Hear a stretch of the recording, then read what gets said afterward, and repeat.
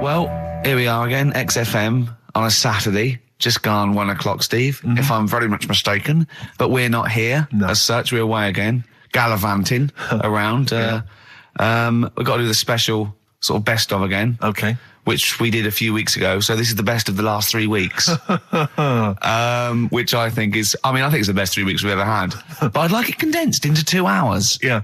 Yeah, some great music as well in there. Yeah, there'll be some great music interspersed with fine chat that you've already heard. Yeah. Except this bit. This bit's new. We've actually, out of the kindness of our heart, we've come in last week. Yeah, yeah. And we've done a few clips just because we felt a bit guilty about shooting off. Yeah. Even now, having heard this link, I'm beginning to wonder if it was worth our time. Yeah.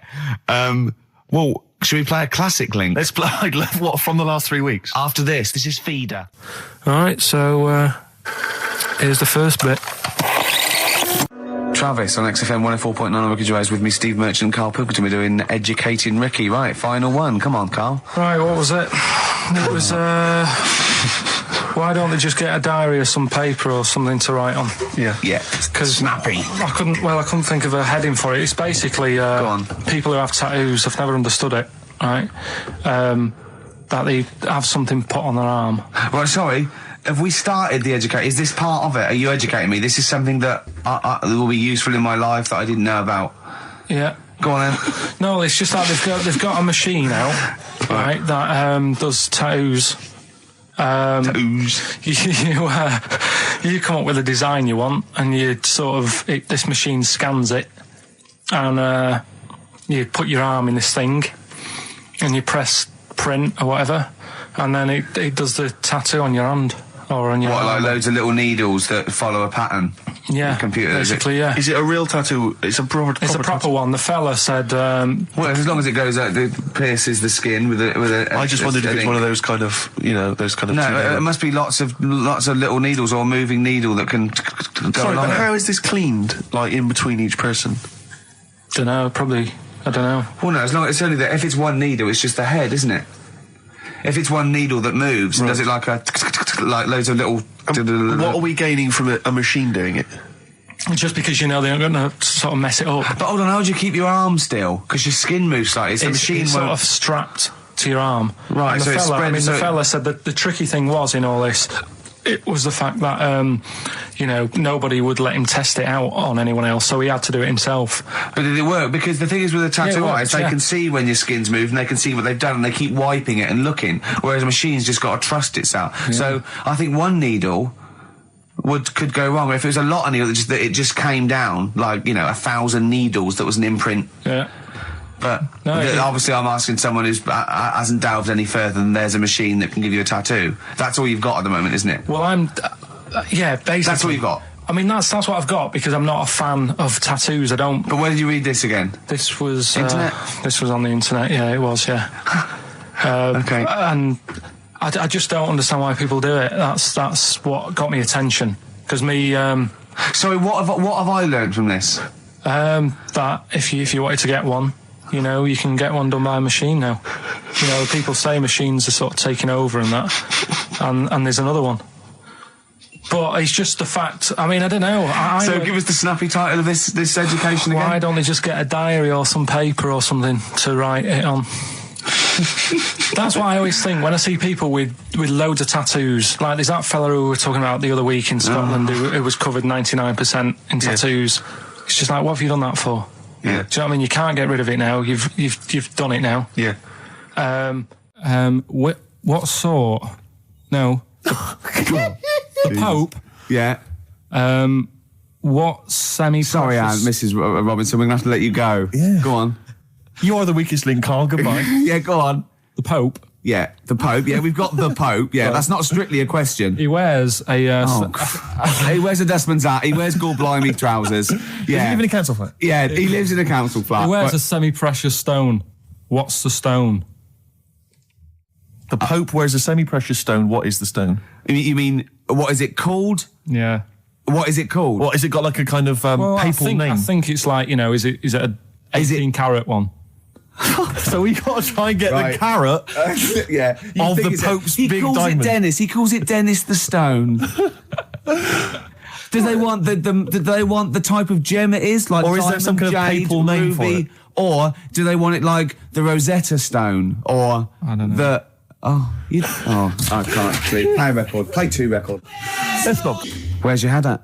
Basement Jacks. Right. Okay. Let's get this. Have we knocked this on the head then? Is this not happening? Oh, here he is. Look. Here he is. Come in. How have you... Oh, God. I don't believe that. Oh, that's pathetic. I do not believe that. That's absolutely pathetic. Now, they won't believe this, will they? No. Right, No. if I say that Jonathan Ross just got his massive member out, and he is a big lad, come and sit down. I've got your tickets, Mr. Gervais. Thank you. What's going on here then? I mean, why are you dropping off tickets? Well, because, you know, in the spirit of the Comedy Awards, we like to have the rising young stars of the British Comedy That's Awards. right, and that's me. Well, we couldn't find any this year, so we've asked Ricky whether he would sit in the rising young star seat, and I wanted to deliver the tickets personally, so there's no excuses if he doesn't turn up later. Yeah. I always suspected that you were sort of pretty well endowed. Yeah. And now we've seen. You know, it's on webcam. That was just one of my cocks. That's the one you're wearing today. Didn't we? Did We you? got in Don't trouble say saying that. No, we were in This is trouble. meant to be the happening young station. What's going on? No, you can't say stuff like that. You can't. Just careful what you say. Look after Judy and Clary. Ah, 10 what- years can of I- wilderness and he comes back in the person line. 10 years And of the that can wilderness. happen to you. That's Jesus you're thinking of, isn't it? Just because you're on everything at the moment. I walked in here and I came in here and I thought this is the young happening place, and what do I see in here? 3 old men sitting. What are you talking about? I'm only 28, 27. You all Yeah, look, you're Tracy. wrecked. You all look wrecked. You're Well, that's because we're always partying. I was looking for some youngsters. Where's the youngsters? I wanted to see some tight leather pants. I wanted to see some Look how- foxy chicks hanging on you every word. What is it? It's a bunch of old blokes and a bloke out there washing up in a sink. But look at him. He even dresses for radio. Look This at is him. ludicrous. It's amazing. Looks like you're I love the fact you were on the phone to Gervais last night, weren't you? Asking his advice on clothes. Look at him. He's going for the man down the DSS. I like that look. That's a nice look. Have you got a single pair of trousers that aren't elasticated at the waist? They're maternity jeans. I know they've got a whole panel that pushes The forward. thing is, what I do at the end of the week, I can pop these in the pan and I can make a nice soup with all the food that's encrusted in At them. his years as a homeless coming to the fore there. Look at you, But one why- step away from Lawrence Llewellyn Bowen. I'd like to be that bit closer. But why are you dropping off tickets? Are you a little bit... Because I thought you were married and stuff. Why did you suddenly got this obsession with Gervais? Because I'm a bit rough, ain't I? yeah, it's like when you see Dale Winton out with those rough boys. I'd like to get one of my own. When a top celebrity in a lovely looking suit walks down the corridor with his penis out, Yes. Yeah. I know that I'm still an You attractive know man. you've arrived. I was inaugurating the same way. For me, it was Des O'Connor. It's like it's the passing on of the baton, if I may use that euphemism. and you've been battened. But it's fantastic. Well, it's it is a pleasure. I don't think I'm complacent just because I'm mixed with you. I still wake up and think, I don't believe it. I'm mates with Jono. Can I just point out one thing? Jono. I was listening to the show last week, and I heard you, as always, revealing a little too much about yourself, if you don't mind me saying so. Yeah. Steve tried. Not as much as you. No, but that was just for the benefit of the room. Yeah. And talking about when you used to occasionally urinate in the sink. Yeah. I was possible. When you were around my house last time, and I came in the kitchen, and you looked a bit shifty. No, please reassure me. It was more ownership. That Yeah. I was like, I went to my territory, and then other people that come in that go, has Gervais been round here? It's like just marking my territory. Because my coffee the next morning had a hazelnut tang to it that I don't remember putting in. Can I just say something? Because I mean, I used to, mention to you, Gervais, when we first started getting involved in the business. Yeah. I used to say, if there was one celebrity I'd like to be friends with, it's Jonathan Ross. Yeah. Lo and behold, Ricky's befriended Jonathan Ross. I'm nowhere to be seen. But Not Ricky invited told me- round. Ricky told me that I could be his friend, providing I never extended the arm of friendship. Right. to you. Yeah, if you ever... I thought as much. He tries to keep everyone else down. He works with from the office, all the other shows. He Yeah. tries to keep them down. He I said, didn't even want I'm you to number come one. in. I wanted Yeah. to meet you on the steps. Yeah. I didn't even want to tell him you were around. But you called. He went, who's that? And he saw your name come up and he went, well, can I meet him? Well, you're all coming tonight, aren't you? This isn't Radio 2, by the way. These links are way too long. This is snappy radio. We have to play out... Yeah. You might The be kids have lost interest. But Put some more- the kids want to hear Coldplay, Catatonia, You know what I'd like? Faithless. How about some more of that instantly forgettable hip hop you play each week? One of those obscure Gary. hip hop hooray. That's Thanks. the worst feature on British radio. You should be ashamed of yourself. Wait a minute, I've heard your As I was quiz on saying to Radio Bruce 2. Forsyth You're the having a other day, I laugh. said the hip hop's had its day. You should be that one. Put it away. Put it away. I'm Carl. Carl, how you doing? I'm all right. Got a question for you. Quiet man. Got a question. Yeah. The Pope. Yeah. What semi-precious stone does the Pope wear? That is easy. Go on. Topaz. Is that the right answer? I don't know. I might have wrote it down. I'm really sorry, Jonathan. It's not what he publicly admits to, but I have to know because I was hanging out with him at the Groucho one night, and he was saying, "Oh, look at this, look at this, look at that topaz. Go and buy that. Look at that. Vatican City." Look at that. We can make a nice ring out of that, he said. Didn't go anywhere, but thanks for asking. I better go. I've got to go. I've got to go and buy you. some winkle pickers. Thank you very much. Okay. Enjoy Nice to it. meet you, Stephen. Yes. Carl, I wish I could say it'd been a pleasure, but actually it was quite creepy. See you later. Thanks. That is a blinding record. And before that, Rick, what do you make of those adverts? They were great, weren't they? I like them, yeah. I'm going to buy all them products on the way home. And that's endorsed by Ricky Gervais. He's won awards. Yeah. Rick, do you remember this? This was a hilarious moment. No, you'll remember this when you hear it. It was when Karl said something that was basic. Well, I think for a lot of people it sounded like a lot of old bollocks. Badly drawn boy. All possibilities on XFM 104.9. I'm Ricky Gervais, with me, Steve Merchant and Karl Pilkington, and a few new characters. Steve. I can't believe I just said, I know you love Moyles and his sort of wacky stuff, and Chris Moore, Edmonds, one of the greats, and Edmonds, and just all the. No, well, I'm going to go along the same sort of vein. I've come up with a couple of. Can I do a little? Can I show you one? I'm excited. Okay. Well, it always starts with a sort of doorbell. Okay. So it goes, ding dong. I go, oh no, hold on, Steve, hold on, Karl. Who's that at the door? Yeah. Hello. Oh, hello. Oh, look, it's Camp David, the right queer gay. Oh, hello. You look all gay today. Is that because it's nice weather? Oh, no, that's not what it means. Oh, have you got a girlfriend, Camp David, the right queer gay? No, but I've got a boyfriend.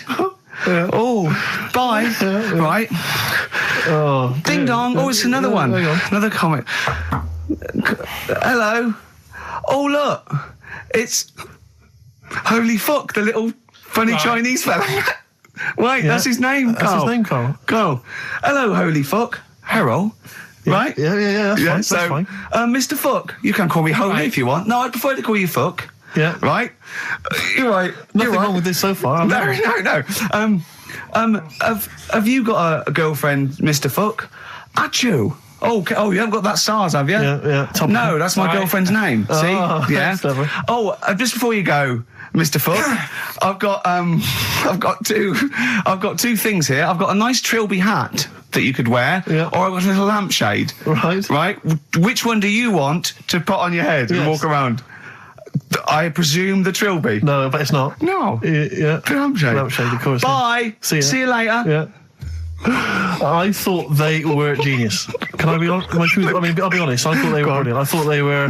You didn't steal them off Chris. No. They're original. Sometimes characters. Chris Moyles has done stuff as good as that. I know. Yeah, I know. But no, these are all mine. So there you go. We'll be hearing more from Camp David, the right queer gay, and Holy Fuck, the funny little Chinaman. What? All right, Karl. Yeah. Is that your sort of humour? It might not be your sort of humour. You just should have run it past me before you did it. Yeah. What one are you worried about in particular? The not Camp David. Well, say his name. No. Say his name. Which one? I don't know which one you mean. The Chinese fella. I forget who that was. What was his name? I can't remember. Well, if you can't remember, it can't be that good, so we'll leave it. We won't do it again. Right? I'll tell you what I've got, Steve. Oh, what? I'll tell you what I'm thinking. Go on. Right. Do you know, like, TV programmes sort of get rested in the winter? Ding dong. Oh, no. Hang on, who's this? Oh, go on. Hello again. Not now, Mr. Fuck. We're talking. Bye. Is that Holy Fuck again? Yeah. Okay, Karl. Look at Karl's face. Right. Okay, that's it now. I'm not answering the door anymore. Right. Okay, go on. Right. Yeah. Ding dong, ding dong, ding dong, ding dong. He's trying to get in. Don't be impolite, Rick. Come on, Rick. He wants to come in. No, it's too late. It's too late. He's gone away now. Go on. Right. Anyway, what I'm thinking is, Rockbusters coming back for a bit. What? What are you talking about? He likes my idea. He likes my characters. He doesn't like that idea. If I what, Karl? No, I was going to say, if I came up with with what? With that Chinese fella. What was his name for again? a sketch, you wouldn't have liked it. So let's do Rockbusters and see how it goes. I know you weren't a fan of it, but hang on. Yeah, but to be honest, Karl, he dissed Cheap as Chimps, and we know that's a brilliant idea. Hang on, sorry. We all agreed that Rockbusters was a piece of old toss. No, I didn't. I said it needed resting. And that's why we stopped doing it. I said it needed resting for a bit. I don't remember that conversation. What do you mean it needed resting? We abandoned it because it was appalling. It started off as a nice idea, but you just gone crazy. Let's play a record and come back to this, shall we? What do you want to play?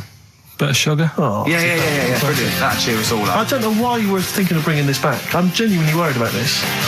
Well, is that the doorbell? Right then, which leads us nicely into... Knob news. Oh, it's the welcome return of knob news. Right, okay, it's very much like the news at 10, this, isn't it? I do a bong, or in this case a schlong, and he gives me the headlines, the knob news of the day. The big, where have you collected all this knob news? Was there a lot of knob news this week? It was mental this week. The amount of stuff. The way it works, you give us the bong, I'll give you the headline, okay. Steve decides which stories we're going to talk about. And now on XFM, knob news. Schlong. Man grows knob on his arm. Schlong. Man gets doctors to make him a second knob. Schlong. Turkish prisoners made hole in cell wall to produce third inmate. Schlong. Doctors accidentally remove man's testicles. So, well, can I straight away go for the accidental removal of the testicles? Well, it's happened before, hasn't it? We've talked about that before. Well, how did what did he go in for a tonsillitis? What are they called? Tonsillectomy. And he went in the wrong way. What are you talking about? How can they accidentally remove his testicles? It says he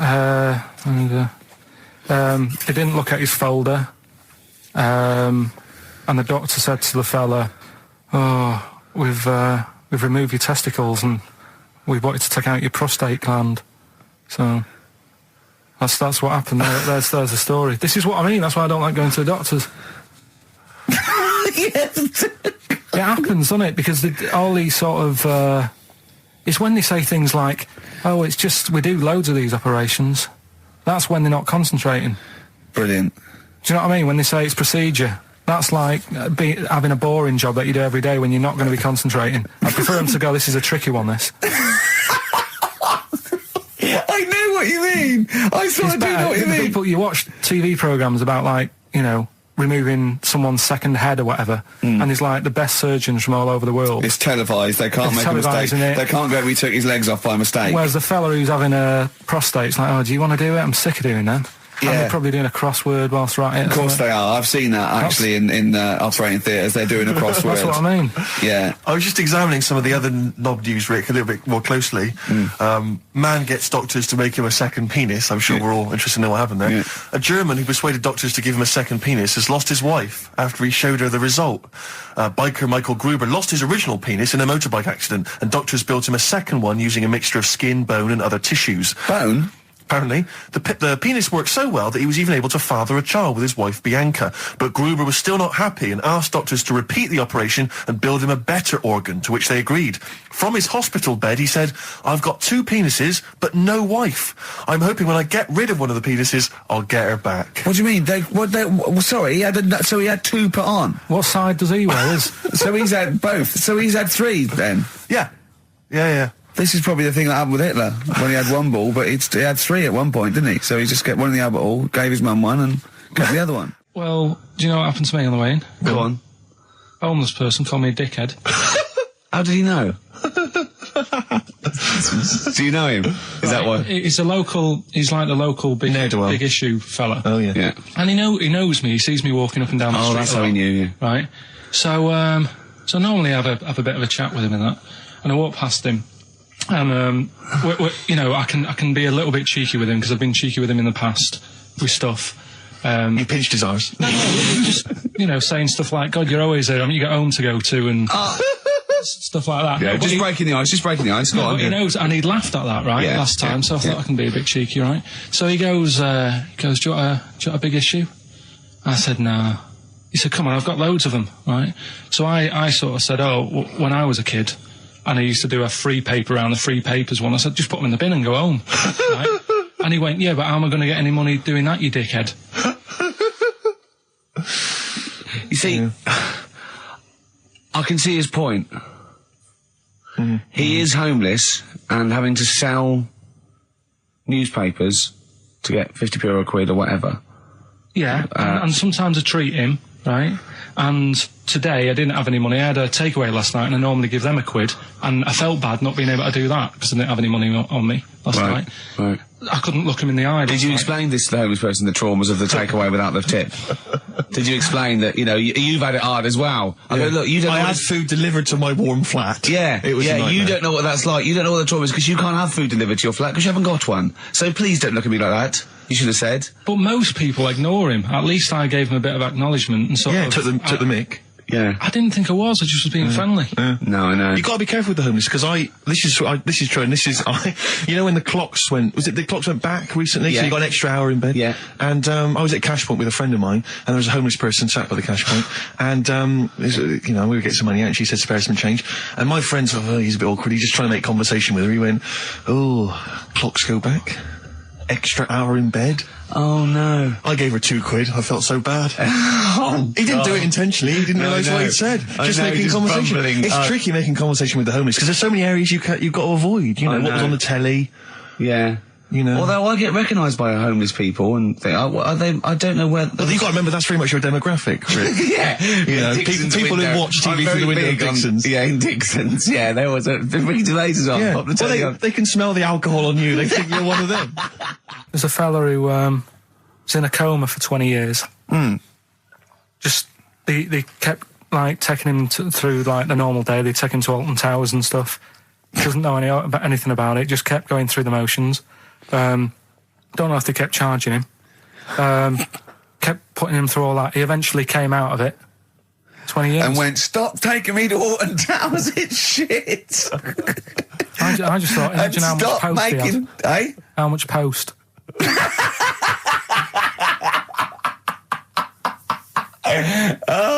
Did you read about that guy in the paper, Carl? He, on the internet. He in about, I think it was about 1984, 85, he had a terrible car accident. But this must be it. He went into a coma. This must be what he's talking about. Well, they didn't take him to Alton Towers. Of course they didn't. But you've got to try and decipher the truth from the conjecture, from the thing that don't forget, Karl realises that he's had a dream. He talks to Suzanne and goes, that was good, wasn't it, last night we were in the plane? She goes, no, that's a dream. He goes, oh yeah, where's my cornflakes? You got to, I can now decipher what he's actually seen, what he's read. Well, go on, what did you... Well, I'm assuming it's the same guy. It is the same guy. It was a guy in some small American town, and he'd had a car crash, and he'd gone into a coma, and his wife had left him. She'd gone on with her life, because he'd been in a coma since then. And he had just woken up recently. Marriage wasn't working. Marriage wasn't working. He just wasn't paying enough attention. She was pregnant at the time, and so now his daughter is basically the same age as he was when he went into the coma. And he's just started coming around, he's just started making jokes. They said, how do you feel? He said, horny, which I thought was quite witty for a man who'd been in a coma for however many years. But anyway, so he's slowly trying to rebuild what life he can. That's what do you make of that, though? Because the thing is that he's missed. Imagine what he's missed, Carl. Imagine the music that he's missed. The Live TV Aid. programs. Missed Live Aid. Live Aid. He missed Phil Collins playing in 2 continents in one day. Frankly, I'd be devastated if I discovered that. Missed Bros. Yeah. Yeah, so he doesn't. So he put on ripped jeans and they go passe. They just have to send him a series of those I Love 1986 programs with Kate Thornton filling him in on what he's missed. Peter Kay reminding him of space operas. Yeah, he remembers those. Talking rubbish. Yeah. So extraordinary, though, isn't it, Carl, to think? No, obviously. So had he aged much? Because he hadn't had any problems or anything. No worries. Well, he probably wouldn't have, physiologically, he probably wouldn't have the wear and tear of a 43-year-old man. Because he wouldn't have had sun, he wouldn't have had sort of nicotine, beer. Unless they were just feeding that to him. Anyway, still. Yeah. So you'd feel groggy, though, wouldn't you? Yeah, you might feel a bit groggy, yeah. Well, he's not fully back to normal. I mean, there's some kind of residual brain damage. Yeah. But nevertheless, he can form sentences. He's got no real memory, so he can't remember a lot of things. It was just when I saw Carl, have you been in an accident? XFM 104.9, we're not here. This next clip is one of my favourite clips. Look, it needs no introduction. Here it is. Yeah, Rick, I don't know, I just wanted to bring your attention to this. Someone passed this on to me. It's from the Guardian's media website. There has a sort of website that's dedicated to kind of media information. Is this about our complaint? Well, the headline is Comedian Rapped Over Radio Innuendo. Right. Jessica Hodgson has written the article. Are you familiar with this? Have you seen Well, this? be careful now, because we actually got a complaint, and people don't know this, we got a complaint upheld, and Well, all of this we're very sorry. We didn't mean to offend, and it was a while ago, so we are going to be very careful. Carl's getting very nervous. We're just going to read out. We're not going to editorialise, Carl. We're just going to read out what the Guardian printed about us. All right? Okay. Comedian Ricky Gervais has had a dressing down from a broadcasting watchdog for his repeated use of the word cock in a lunchtime radio show. That's all right. That's what it says. Fine, Carl. that's what He's not going to say it again. He's not. Yeah. Go on. Imagine this is the news and I'm reading it. Yeah. The Broadcasting Standards Commission upheld a complaint against the comedian for coarse sexual innuendo in the programme on London station XFM. The Commission acknowledged that the presenter's remarks were intended to be humorous, but took the view that the amount and detail of the coarse sexual innuendo had exceeded acceptable boundaries for broadcast, said the BSC in a statement. The complaint objected to a section in the Comics Saturday afternoon show when he discussed the different meanings of the word cock. Gervais wondered aloud whether the word was acceptable when discussing birds, but not the male sexual organ. A BSC spokesman said the comedian went on and on about it for nearly 5 minutes. XFM, a self-styled alternative radio station, said in its defence that its remit was to provide cutting-edge programmes for a youth audience. The station said the programme's brief was to include elements of alternative comedy within certain shows that would not fit within a more mainstream radio station format. In this particular show, it was not the presenter's intention to shock when they took a humorous look at how the English language could be construed in different ways within different contexts.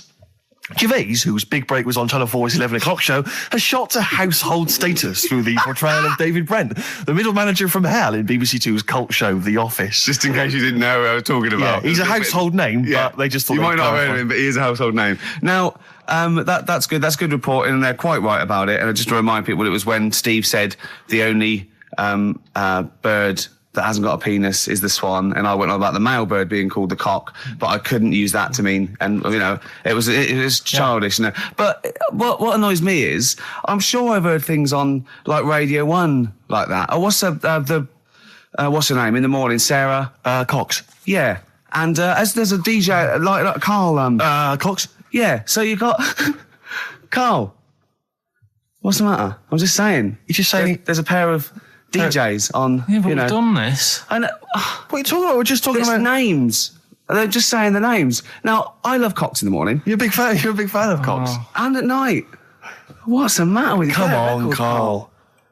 All right, we've taken it. Have you actually been rapped over this? No, I don't know what. Have you that had a means. dressing down? No. When did that happen? I don't know. I was meant to tell you, and I never got round to it. Okay. Thanks then. So don't do it again. We went. It was a great day, wasn't it? Brilliant round of golf. Absolutely brilliant. Such a beautiful place in Stoke Poges. It's like a really posh place. And are you a good golf player? Well, we'll get to that. Oh, okay. Wow, he bought the shoes especially for it. Oh, I'd love to have seen him in those little shoes. I know, and they were no good because they were metal spikes. We had to change them. He was annoyed straight away. He spent over £22 on these golf shoes. We hired a buggy that was brilliant fun. I was bombing along, wasn't I? I don't drive, but it was great on that buggy. Well, you've been on a buggy with me and you were a bit scared. Yeah. What? I nearly killed us once. I was just taking banks and things, but you don't see sort of bunkers, and he'd scream and go, "Stop!" And he'd put his foot down the brake, and then I reversed. At one point, he sort of did a handbrake turn next to the lake, and then we had to reverse, right? And you just flick a switch and put your foot down. He did that without looking. I look behind, there's a big oak tree there. He screams, "Watch the tree!" Right? He's so Dukes of Hazzard. I kept jumping in and leaving him behind because I had to go to my ball. Anyway, the first shot, I got on my driver.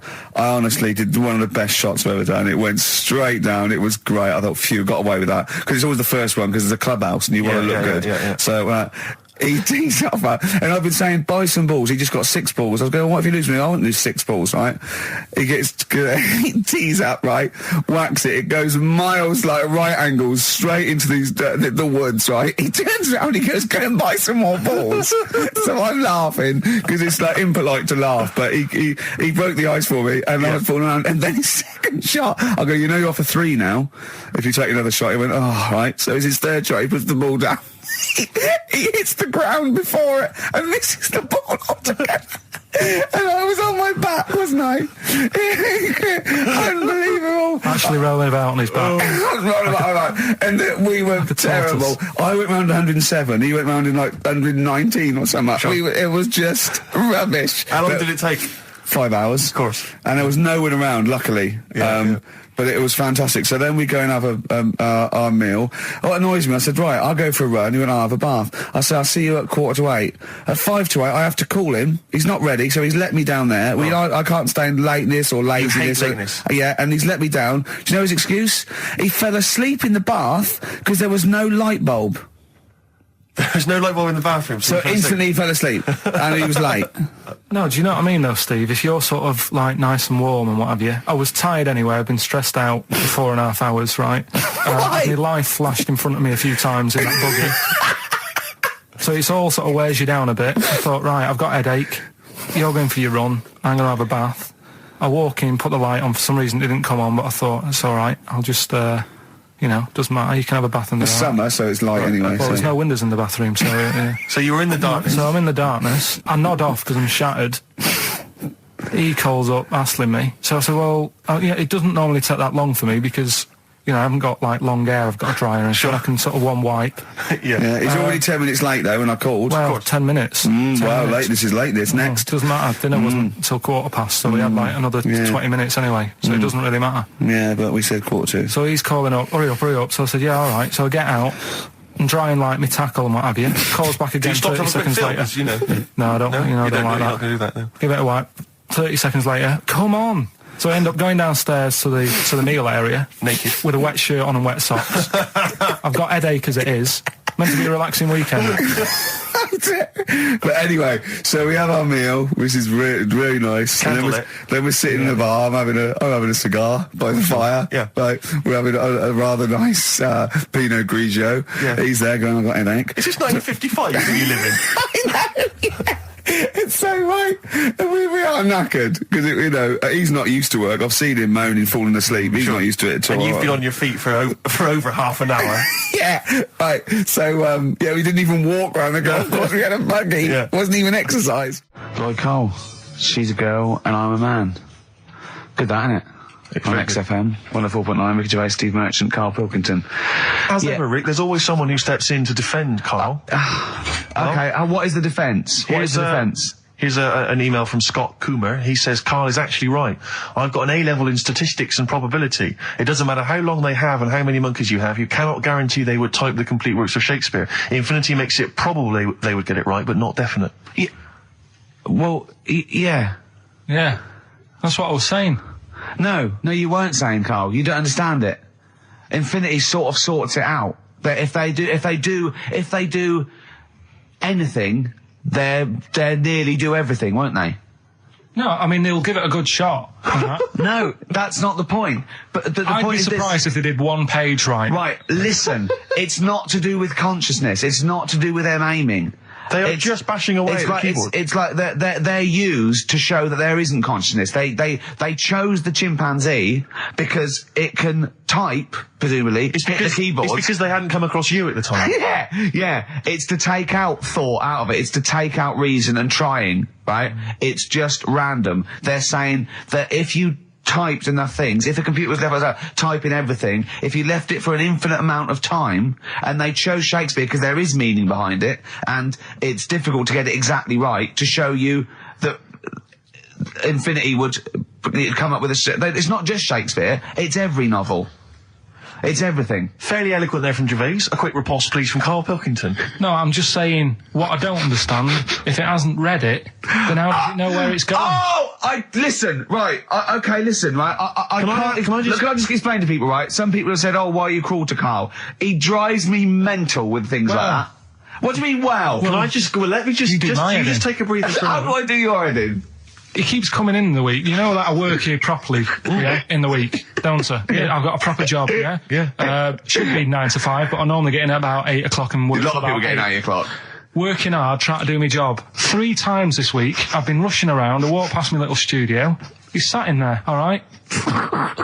Now, because I've got this sort of job, I can get away with it. I said to him, if I was a doctor...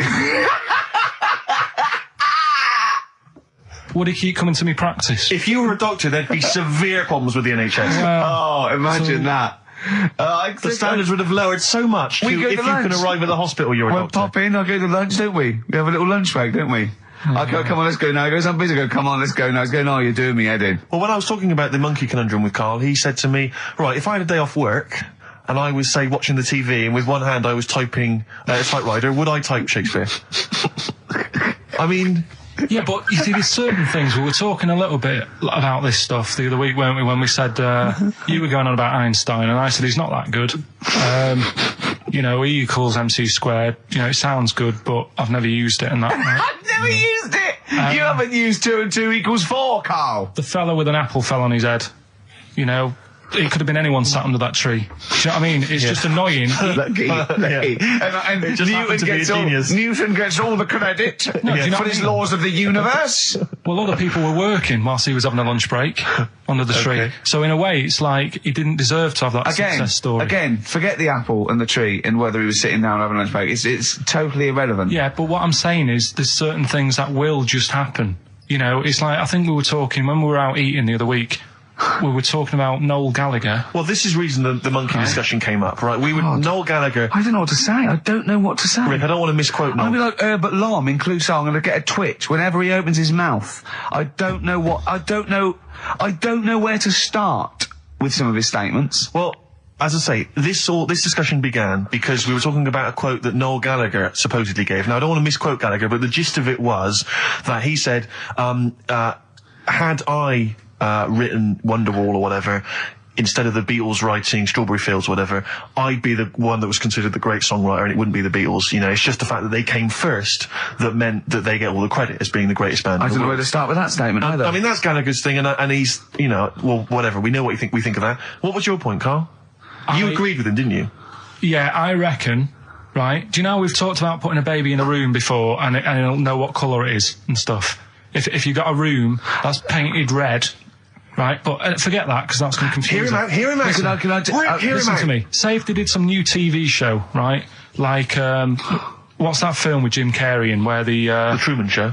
The Truman Show, right? So they make up a little room and some woman has some kids and you say, right, let's put the kids in this room, and they don't know what's going on outside. They don't know anything about, like, EastEnders and that. It's like their little world, right? They don't know anything that's gone on. How could a child survive without EastEnders? Right, listen. So you sat in the room, right? And then when they're all asleep, right, Wait for this bit. someone Have you heard this? Yeah, wait for this bit. They're all in a room. Yeah. They're asleep. Yeah. someone pops in, puts a guitar next to the bed, right? Nips off out again. They wake up in the morning, and one of them goes, "What's this?" They don't even know it's a guitar because they've never seen one, right? They're talking English, though. Yeah. We just left guitar out of the vocabulary. Right, so There's plenty more to come. one of them will pick it up, and they'll go, "I don't know what it is," and they'll start strumming. They'll go, "That sounds good, doesn't it?"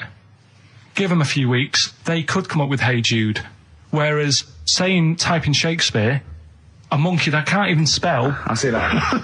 Listen, I'll call you can't answer it. Can't I might come with you, Rick, if that's all right. we've got to sort out that Christmas special as well. Yeah, no, sure. Alright, I'll see you later. I'm shooting off then as well. Cheers, Carl. Darkness growing on me. Love that, love the darkness. This is the Best Of Show on XFM 104.9. I'm Ricky Gervais, with me Stephen Merchant. Yes. I hope you're enjoying the Best Of. Depeche Mode there, and I Feel Loved. Who'd have thought Depeche Mode would have been that huge? I think I've seen little lads from Basildon with little plinky plonky sound. I thought that'd be it. They'd be like Visage or something. That'd be it. And now they're stadium rock fillers. They're huge. They conquered America. He went through some hard times. He came out the other way, and well done. But see, I think what you just said there is a very good example of why they are and why certain other bands aren't. Because if you think about it, for me, you see, whenever I think of a band name, if I see a new band's come along or whatever, I always use a very simple test, which is, can you imagine that you're the announcer at a huge event? Maybe it's like broadcasting around the world, like Live Aid or Nelson something. Mandela or it's a concert. Nelson Mandela Freedom concert. Yeah. And you can imagine someone He's there. Nelson's there. Yeah, with the there. Spice Girls. Oh, they're all there. But you can imagine someone saying, "Ladies and gentlemen, please welcome to the stage, Depeche Mode." Yeah. Ladies and gentlemen, Rolling please- Stones. The Who. Exactly. But you can imagine someone saying, "Ladies and gentlemen, please welcome to the stage, Visage." Ladies and gentlemen, will you please welcome our headline act? Welcome Idlewild! Exactly. Ladies and gentlemen, please welcome to the stage, Ned's Atomic Dustbin. It doesn't... You know what I mean? You just know. The Levelers! Some bands aren't going to make it. Ladies and gentlemen, please welcome to the stage, Mega City 4. You know what I mean? It's just a simple test. We'd like you to do that at if home. you're thinking of starting a band, or you've just named your band, you're just beginning, just phone in, tell us, or email in, tell us what your band name is, and we will use that simple test. And we will do the test. Ladies and gentlemen, will you please welcome to the stage the Franken Walters. Jimmy Eat World. Ladies and gentlemen, please welcome to the stage Cooper Temple Claws. I don't think it's going to happen for those lads. It's a good one. It's a simple test anyway. But 100 reasons, please welcome to the stage. 100 reasons. 100 reasons I think would work quite well. We'll just give the email address, ricky.gervais@xfm.co.uk. But if you want, I'll pay for you to take history again. Carl, we'd love to see you get a C or above. And Well, we're I'll willing pay to... for you, and I'll get you some books. Right, now listen. We can, let's get, I reckon, when are the exams? June? Something like that, yeah. We'll try and register next week, and I reckon you can get an A or B. I'm history. I'm In history. No, don't worry about it, it's just easy. I get you Brody's notes. If Heat magazine, they love you, Carl. They could probably sort something out. They could probably pay for a tutor. They got a lot of money, they sell a lot of magazines. I mean, it is always, almost always, and you found that out, I discovered this, it's always the Tudors and Stuarts. There's no fear for them not coming up. Now, what do you already know about them? You must already know stuff about Henry VIII and Elizabeth. No, because it's too long ago to even get interested in. Do you know what I mean? You can't. Is that why you didn't? To it. Okay. The Anderson thing, it was like, God, I bet my mum and dad were in an Anderson shelter. This is interesting. What, when they... Oh, my granddad would have, had something to do with this. But the Tudors, it's like, I don't know even if they had a family back then. Play a record. If we come back. Hang on. Sorry. Because I need to introduce my the new feature. Yeah. For the I record. don't know if I had a family back then. Carl, listen. Let me just ask you now, right? If you can finish this sentence, we've got a chance. Divorced, beheaded, died. Divorced, beheaded, died. What is it? We just need to do a little bit of work, but otherwise, I think you're going to be fine. It's how you remember what happened to Henry VIII's wives. They're little... Divorced, beheaded, died. Divorced, beheaded... It's like spam. Support... What's it? Support, protection, anchorage, movement. That's how you're going to... That's nothing to do with the Tudors and Stuarts. No, to do with the skeleton. Yeah, see, no, we're not doing biology. Mnemonics and acronyms. What happened to Henry VIII's last wife? Did she die, or did she not die? Divorced, beheaded, died. Divorced, beheaded. Do you know that the only king that has got a moustache is... No. The only king that hasn't got a moustache is the King of Hearts on the playing cards. Carl is genuinely... I don't know if he's actually upset or embarrassed, but it doesn't matter. Why does it matter? You were 15 and didn't go to school. If you were my friends, I think you would have just said, oh, we can't find them. Why? Because but you just wanted to know. What to do with that? Well, what do you mean? What do you mean? It's ridiculous. Do it again because you want to learn, because there's great things in the world to learn about. Don't worry. Look, GCSE is vocational. Is vocationally for a 15, 16-year-old to go on to do A-levels or whatever, or to get results. But you don't need that because you've done very well. You don't care about the Tudors and the Stuarts. I mean, I mean, I've had a couple of jobs, not this one, because you don't need qualifications to get a job. Obviously. In the radio. Yeah. Obviously. You're absolutely right. But the ones that I have got in the past, I did, because I didn't collect them, I had to lie. And I didn't go mad. I didn't say I had A's and stuff. But I didn't put history down because I didn't even know I did it. So it's a bonus. I kind of treated myself to a D and a couple of C's and that, so it's like, well, he's not... I love the fact that Carl even then was honourable. It's like, I'll at least put down the ones I think I took and lie, but the ones I didn't take, I won't lie about. Yeah, and don't give yourself a B. Exactly. If they're going to find out you lied, give yourself a B next time, It could Carl. backfire, couldn't it? I mean, my brother's a bit mental, and he used to do things like go for jobs and say, oh yeah, I've done this before, like being a mechanic, and he's never even picked up a spanner, and yet he'd have the confidence to go and try and fix cars. Well, I'm not that daft, but God, and he... Who do you blame for this? That's just an easy way out. I have to blame myself. No? Yeah. What was the teacher like? Well, there's loads of different ones. I didn't like... I mean, the history teacher, it is my own fault, because with her, she's a bit mental, And I used to kind of stop the lesson by saying, "Oh, miss, tell us about your fireplace you've got that is made from a gravestone."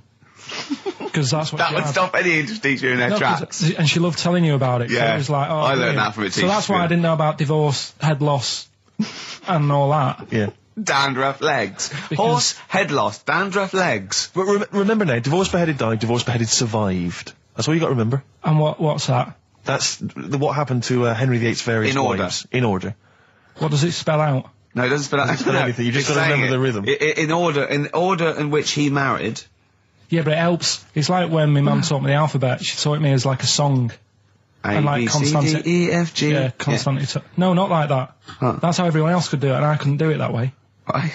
What tune did she do it to? It was A, B, C, D, E, F, G, H, I, J, K, L, M, N, O, P, Q, R, S, T, U, V, W, X, Y, Z. I feel like, feels like Christmas Day. What, you didn't get the gift you wanted? Yeah, do you know that, like, anticlimax? Yeah. When, you've been looking forward to it for so long. Yeah, you know. Well, I mean, I knew you were looking forward to it. That's why it took you 14 years to get the result, and then it was 2 other people that got them for you. Do you wish that we hadn't done it? No. It's alright. It's alright, isn't it? What's your girlfriend going to say? I don't think I'll see her again. She likes a man who knows about the Tudors and Stuarts, does she? Yeah, first gladiator, then the... Yeah, you've been bluffing. Whenever she said, "Where did you go to Stuarts?" You go, "Good." Like, lots of things, but look, it's a bird. What happened to Henry VIII's last wife? I wouldn't... yeah. Oh, look, Friends is on telly. Friends is on. No, I just changed the subject by saying things like, you know, about the only king in a pack of cards.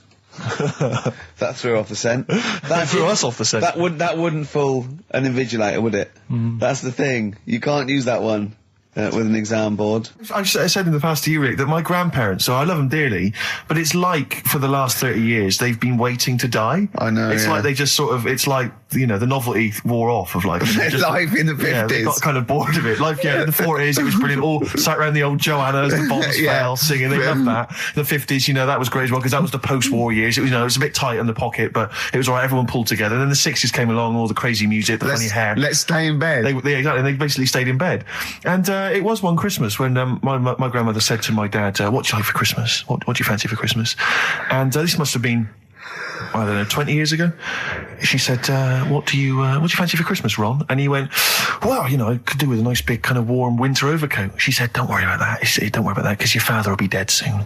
It's what you can have his." Meaning my granddad. Well, to be honest with you, my father's still waiting. Which is good news. Good news for my grandfather. Less good news for my dad. He's freezing. He's freezing. How is he today? He's fine. Okay. Oh, I'm freezing. It is such a weird mindset, that. I think it's that, to me, is what sums up people from that older generation, the 40s and 50s. And it seems to me that you've got that kind of mindset. It's like you were born in the 30s. And whenever you talk of your childhood, it's like you had like a baked potato to take to school.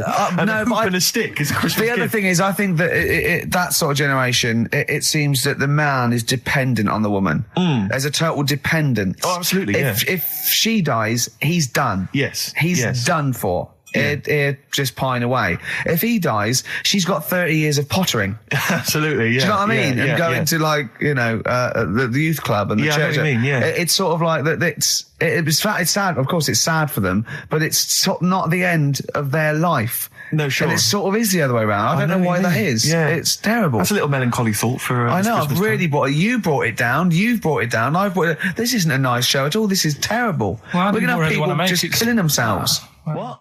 Because my Auntie Nora, she same thing. Pumped her with loads of drugs. She used to have a cabinet next to the bed is like boots. She's got loads of stuff, right? For all sorts of stuff. And, I mean, she's not that old, but she's on loads of stuff, right? She's a bit coked up, is she?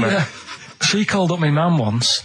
And, yeah, you told us this. Go on, tell it again. And she said, "Oh, how are you doing?" And that. She's all right. Bit worried though. My mum said, "Why? What's up?" She said, "I've been breaking wind." So she goes, "Well, you know." She says, "No, but this one is going on and on and on." And she was like, she was like, what do you say? What's like passing wind, farting for 5 minutes. one thing, not like, you know, trumping and then nothing. Yeah. Continuous. Continuous drone of a fart. Yeah. I don't think she had... How big was she? She must have been the size of a barn. No, she's not that big. She's, she's good for her age. No, Quite but I slim mean... in that, quite slim. No, It's but just- flying for 5 minutes. Where's all the gas? Was she circular breathing? Was she sucking it in with her mouth? It was just, I don't know that much about it. But she called up my mum.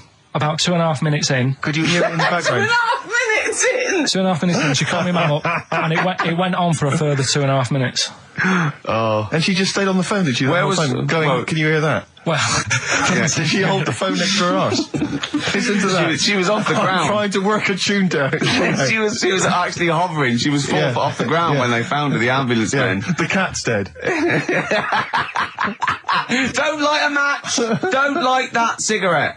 Yeah, it's like that advert. The kids come home from school, switch on the light. Yeah. Then they see Granny Yeah. hovering, turn the light on.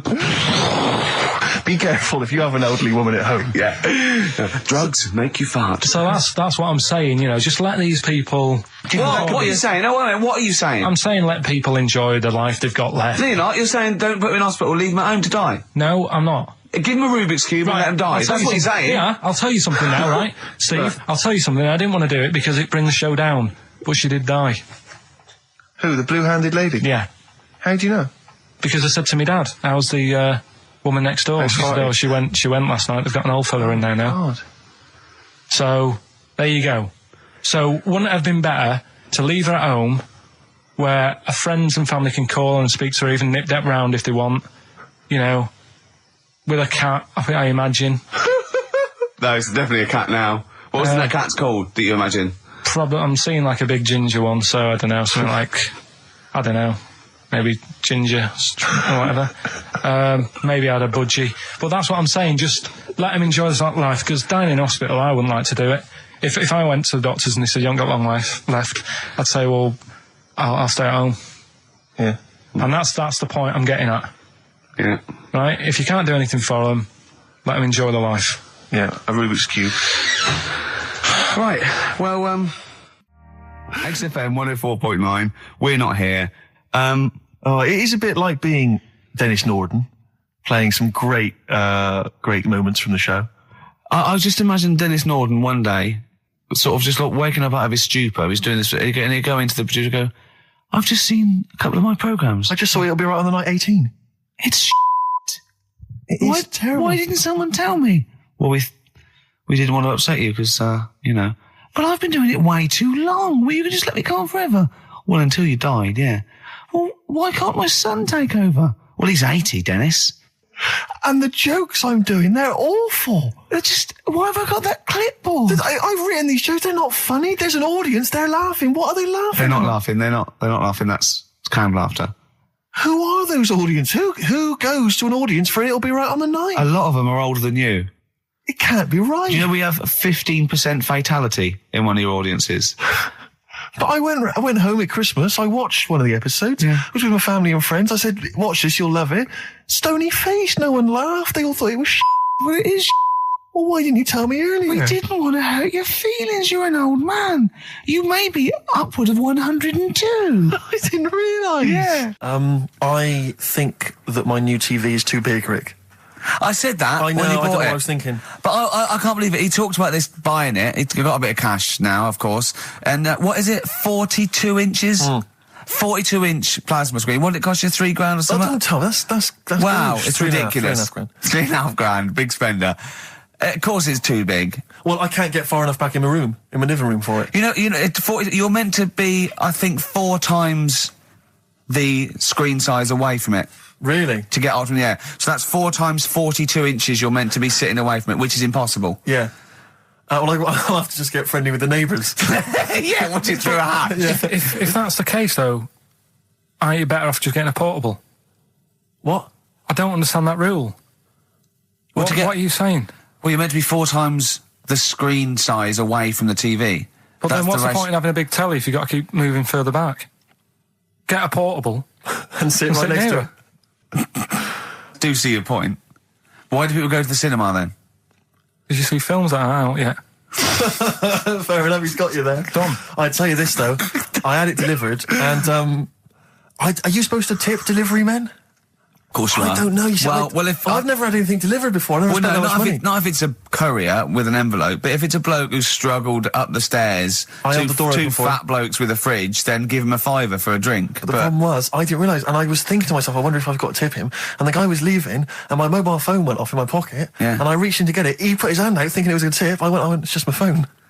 And I felt terrible after he left. I didn't know. What was I going to do? Run down the street and offer him a £5? No, of course not. No, I'm not made money. I just spent it on TV. Yeah, I got no money, mate. Yeah. I just spent it all on this. I had to clean out my jar, everything, the drawers. Yeah, I had to take some bottles back. The problem was, it took me forever to wire it in. I thought, I'm not going to pay for someone to wire it up, So it took me about 3 hours to wire it in, and it was huge. And I got it switched on, and the first program that was on when I got it wired in was Bargain Hunt.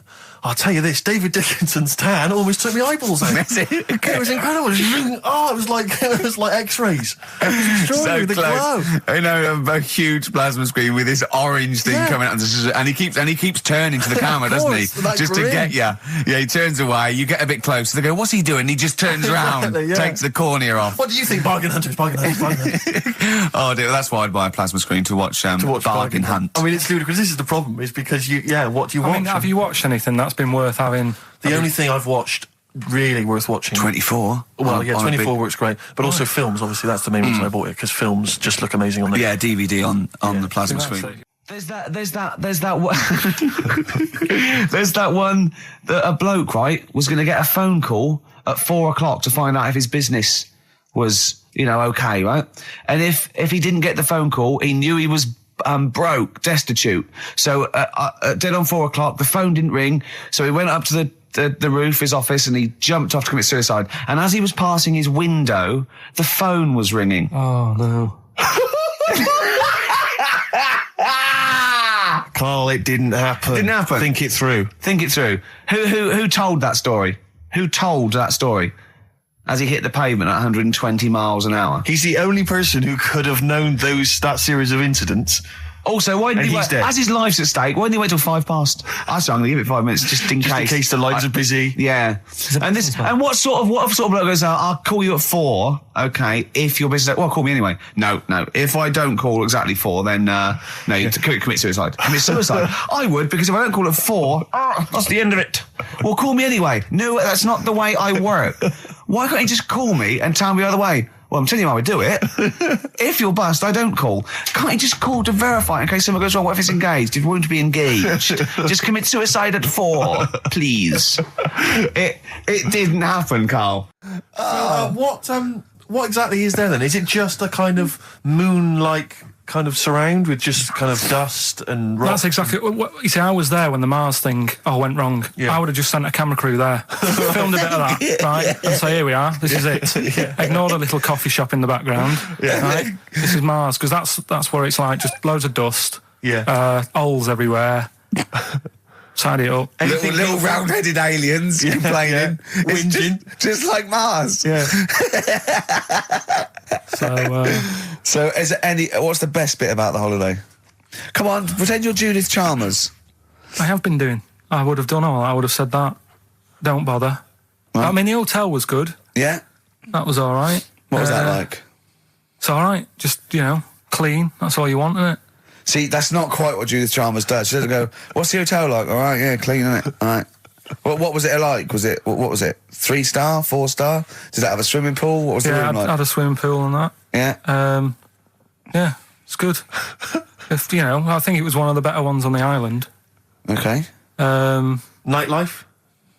Wasn't really. And there was a bar. There was some bands playing. Yeah. Not very good. Food got a bit boring. Yeah.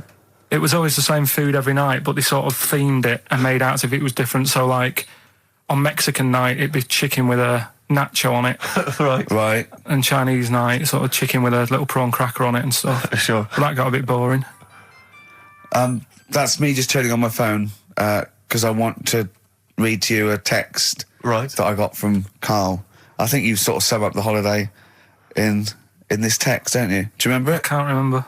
Let's have a look. Let's have a little look. Instantly, what did Suzanne, your girlfriend, make of it? Similar view to you, that they should fill in the holes? Yeah, it's just that thing, you see, I went on a coach trip, right? and you go and see the volcanoes. Like I say, there's 36 of them. Yeah. Which, how many do you need?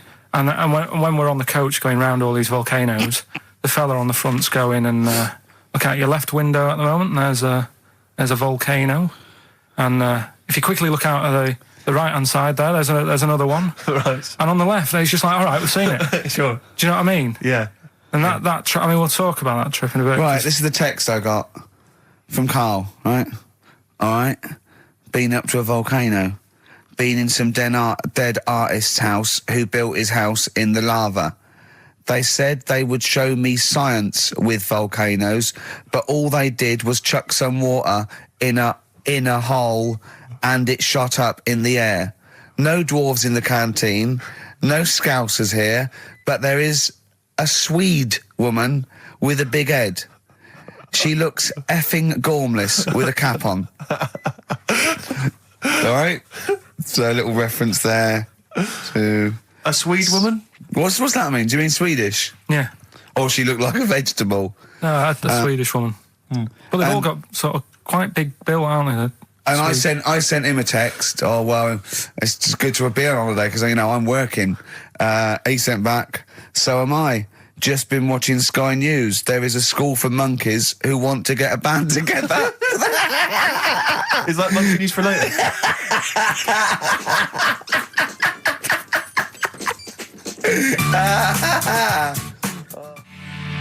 Oh My Corazon by Tim Burgess. I can't get enough of that. I love that chorus. On XFM 104.9. Ricky Gervais, Steve Merchant and little Karl Pilkington. But it was a nice holiday. Yeah, it's all right. It's just, I went there to relax and that. Exactly. Did a little bit of that. Trying to think of some new, features and stuff. Sure, always working. 3 holidays a year, Jesus. Oh, well, not really 3. Oh, two. It's all one big sort of like work thing to me and Steve. 2 holidays, isn't it? Work hard, you need the holidays.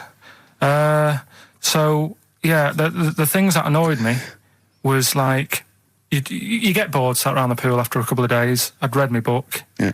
There wasn't much going on the... Not even any crabs to throw sand at, was there? No crabs or anything. They wouldn't bother with Lanzarote, right? So, decided to go on a little trip. That's when I saw the volcanoes and that, 36 of them. So, we go on the trip, and the thing that annoys me, it does happen every holiday that you go on. If you go on a sort of a package thing, they have these trips, right? And you pay about 40-odd quid, and they give you some wine to sort of make it feel like you're getting your money's worth. But how many of these trips have you been on then? Loads. Probably about 12. More holidays than I've had. Go on. So anyway, so you're on the coach, right? And they take you for the volcanoes. They took us in the middle of nowhere. Yeah. Right. There's nothing else round there. Sure. It's like I say, it's like Mars, but with holes in the ground. Yeah. Right. And they sort of drop you off, and they go, right, everybody, see you back here in an hour. There's loads of volcanoes for you to look at, and a coffee shop over there. And for a fact, right, you don't need an hour there. You could just say, well, just keep the engine running because I'll have a look in this hole, we'll get back on, give us 5 minutes. Don't need an hour. Absolutely. But that they've got something going. It's a backhander, definitely. What, with the coffee shop? Definitely, yeah. They go there. And they get everyone to have an ice cream and a coffee, and they sit down, have a fag, talking to the bloke. Yeah, and it's like, cousin. Yeah. How much was the coffee? Was it probably about €3 each euro? So I think it was $3.50. Sure. Yeah. Which is, I don't know what. That's about £2.50. Yeah, they've stitched you up. That's great. Anyway, coming up today, we have got Educating Ricky. Right. Yeah. Okay. Is this the last one? You've promised it might be. I believe there's a book out that might help me with this feature, so we'll see how it goes. You've got 3 titles that I tease you with, different stories. You take your pick and I teach you something that would happen. That's a little bit of venom. Go on. First one is, don't rub it too hard, you'll get a rasher. I bet that's bacon related, knowing you. You've got enough is anus. Say that again. Enough is anus. Enough is enough. Well, but it's changed to enough is an anus. Yeah. And you've got You've also got will it be a bloke? Oh no, will it like a bloke or a woman? What? Will it like a bloke or a woman? Will it? Yeah. Will it like a bloke or a woman? Wow. Yeah, so they're your 3 stories Okay. today. Sounds exciting. Okay, well, I'll have will it Well, we're like... going to play a record now, Rick, surely. Yeah, okay. And come back with... Sorry about the crowds and the big Educated baby. All right. It's a valuable lesson, really. I'll think of a title for him. So, 3 stories. Don't rub it too hard, you'll get a rasher. forward Enough to that. is anus. And, And we'll have that one then. that one. Yeah. Right, well, do you believe in palm reading and stuff? Yes. Sorry, yes. Yep. Yeah, of Yeah. course. Sorry, I forgot. Yes, of course we do. Right, well, there's a fella who, he used to do palm reading. Oh, yeah. But a lot of people, he found that when he went up to him in the street and said, do you want your palm reading? He was like, a lot of them were like, I'm a bit ashamed of my nails and stuff because they're a labourer or they're a cleaner or something like that. I know a lot of labourers are slightly embarrassed by their nails. Yeah. No, but... Yeah. So he found Look that, at my bloody hands, Reg. well, That's that hod carrying. did I ever tell you that? Did I ever tell you that I got picked at school to make tea and serve biscuits to old people because I've got good nails? No, go on. Is there any more to the story? Well, that's about it. I mean, we used to do like, I think the head teacher must have been getting something, maybe getting his mum in there for free or something in this old people's home. So he offered the kids at the school, he said, right, all sit at your desk and put your hands on the table. And everyone did. And he walked past me and he said, not bad, not bad. And he said, you've got the afternoon off, you can go and serve biscuits and tea to the old people. What did you say? I said, all right then. Was good. that? Yeah. Good afternoon. But anyway, so these... Yeah, what did he do? He just sort of walked around and went, you all right, do you want bourbons or digest? I bet you get on with old people, wouldn't you? was all right. I'd love to see... Maybe Especially the senile ones. Yeah, no, but I'd love to see you on VH1, just in a link. They just go, they've just played Robert Palmer, right? And it comes to you in a little park, and you just sit next to an old lady, go, all right? And you go, yeah, not too bad. You go, what do you think of London? Crap, innit? And she goes, yeah, it's awful, innit? And you just have a talk, and you go, right, well, she doesn't like it, in excess. That's what I'd like to see. I still think my idea is better. But so what are you going for then? Oh, you've picked one, haven't you? Yeah. So this fella. So there's palmists going around the streets. Yeah, he's going round and there's a lot- Randomly trying to give palm readings. They're losing money, hand over fist. Yeah. All right. So they said he's what he's done. He's reading people's bottoms now. Sorry, whoa. You just, I didn't quite follow that. He was a palm reader. That wasn't making money. So now he's going up to people in the street and saying, can I see your arse? Basically, yeah. So from being a palmist to an arsonist. Well, they just... That's what he does. He said the same sort of lines and that you get on your hand, you get them on your bottom, and he can read them. Right. Yeah, he's not a pervert or anything, or making up as he goes along. No, that's it. That was that. So, if a man came up to you in the street and said, can I have a look at your arse? Can I read your arse? You'd drop your trousers, would you? No. If he went up to him and he said, "Oh, I'd rather you didn't, because I'm a labourer. I've got bad fingernails." No, that's why I've seen. That's what a lot of labourers, they're showing their cleavage. You think, but actually they're having their arse read. Absolutely. That's what that's what it is. And then So is that the end of the story? Yeah. But then because That's it. Educating Ricky is there's a bloke who reads arses. No, but You're then- a mentalist. but what are you then- talking about? But then, do you know, like now and again, I come up with a little jokey line. Thought Yeah. I'd make an effort today for VH1 or MTV. Yeah. Little line there. Don't worry, it won't last. It might just be a splash in the pan. Okay. Phil Collins next. Let's play some film. Let's play some film. Educating Ricky, will we carry on? Yeah. Right, you've got left. Don't rub it too hard, you'll get a rasher. And will it like fellas or will it like women? Well, you said wool before. Yeah, will it? Go on then, I'll have wool it. Right, now this is similar to the one you were talking about before, right? They found out that scientists Oh yeah. have found out 17th century.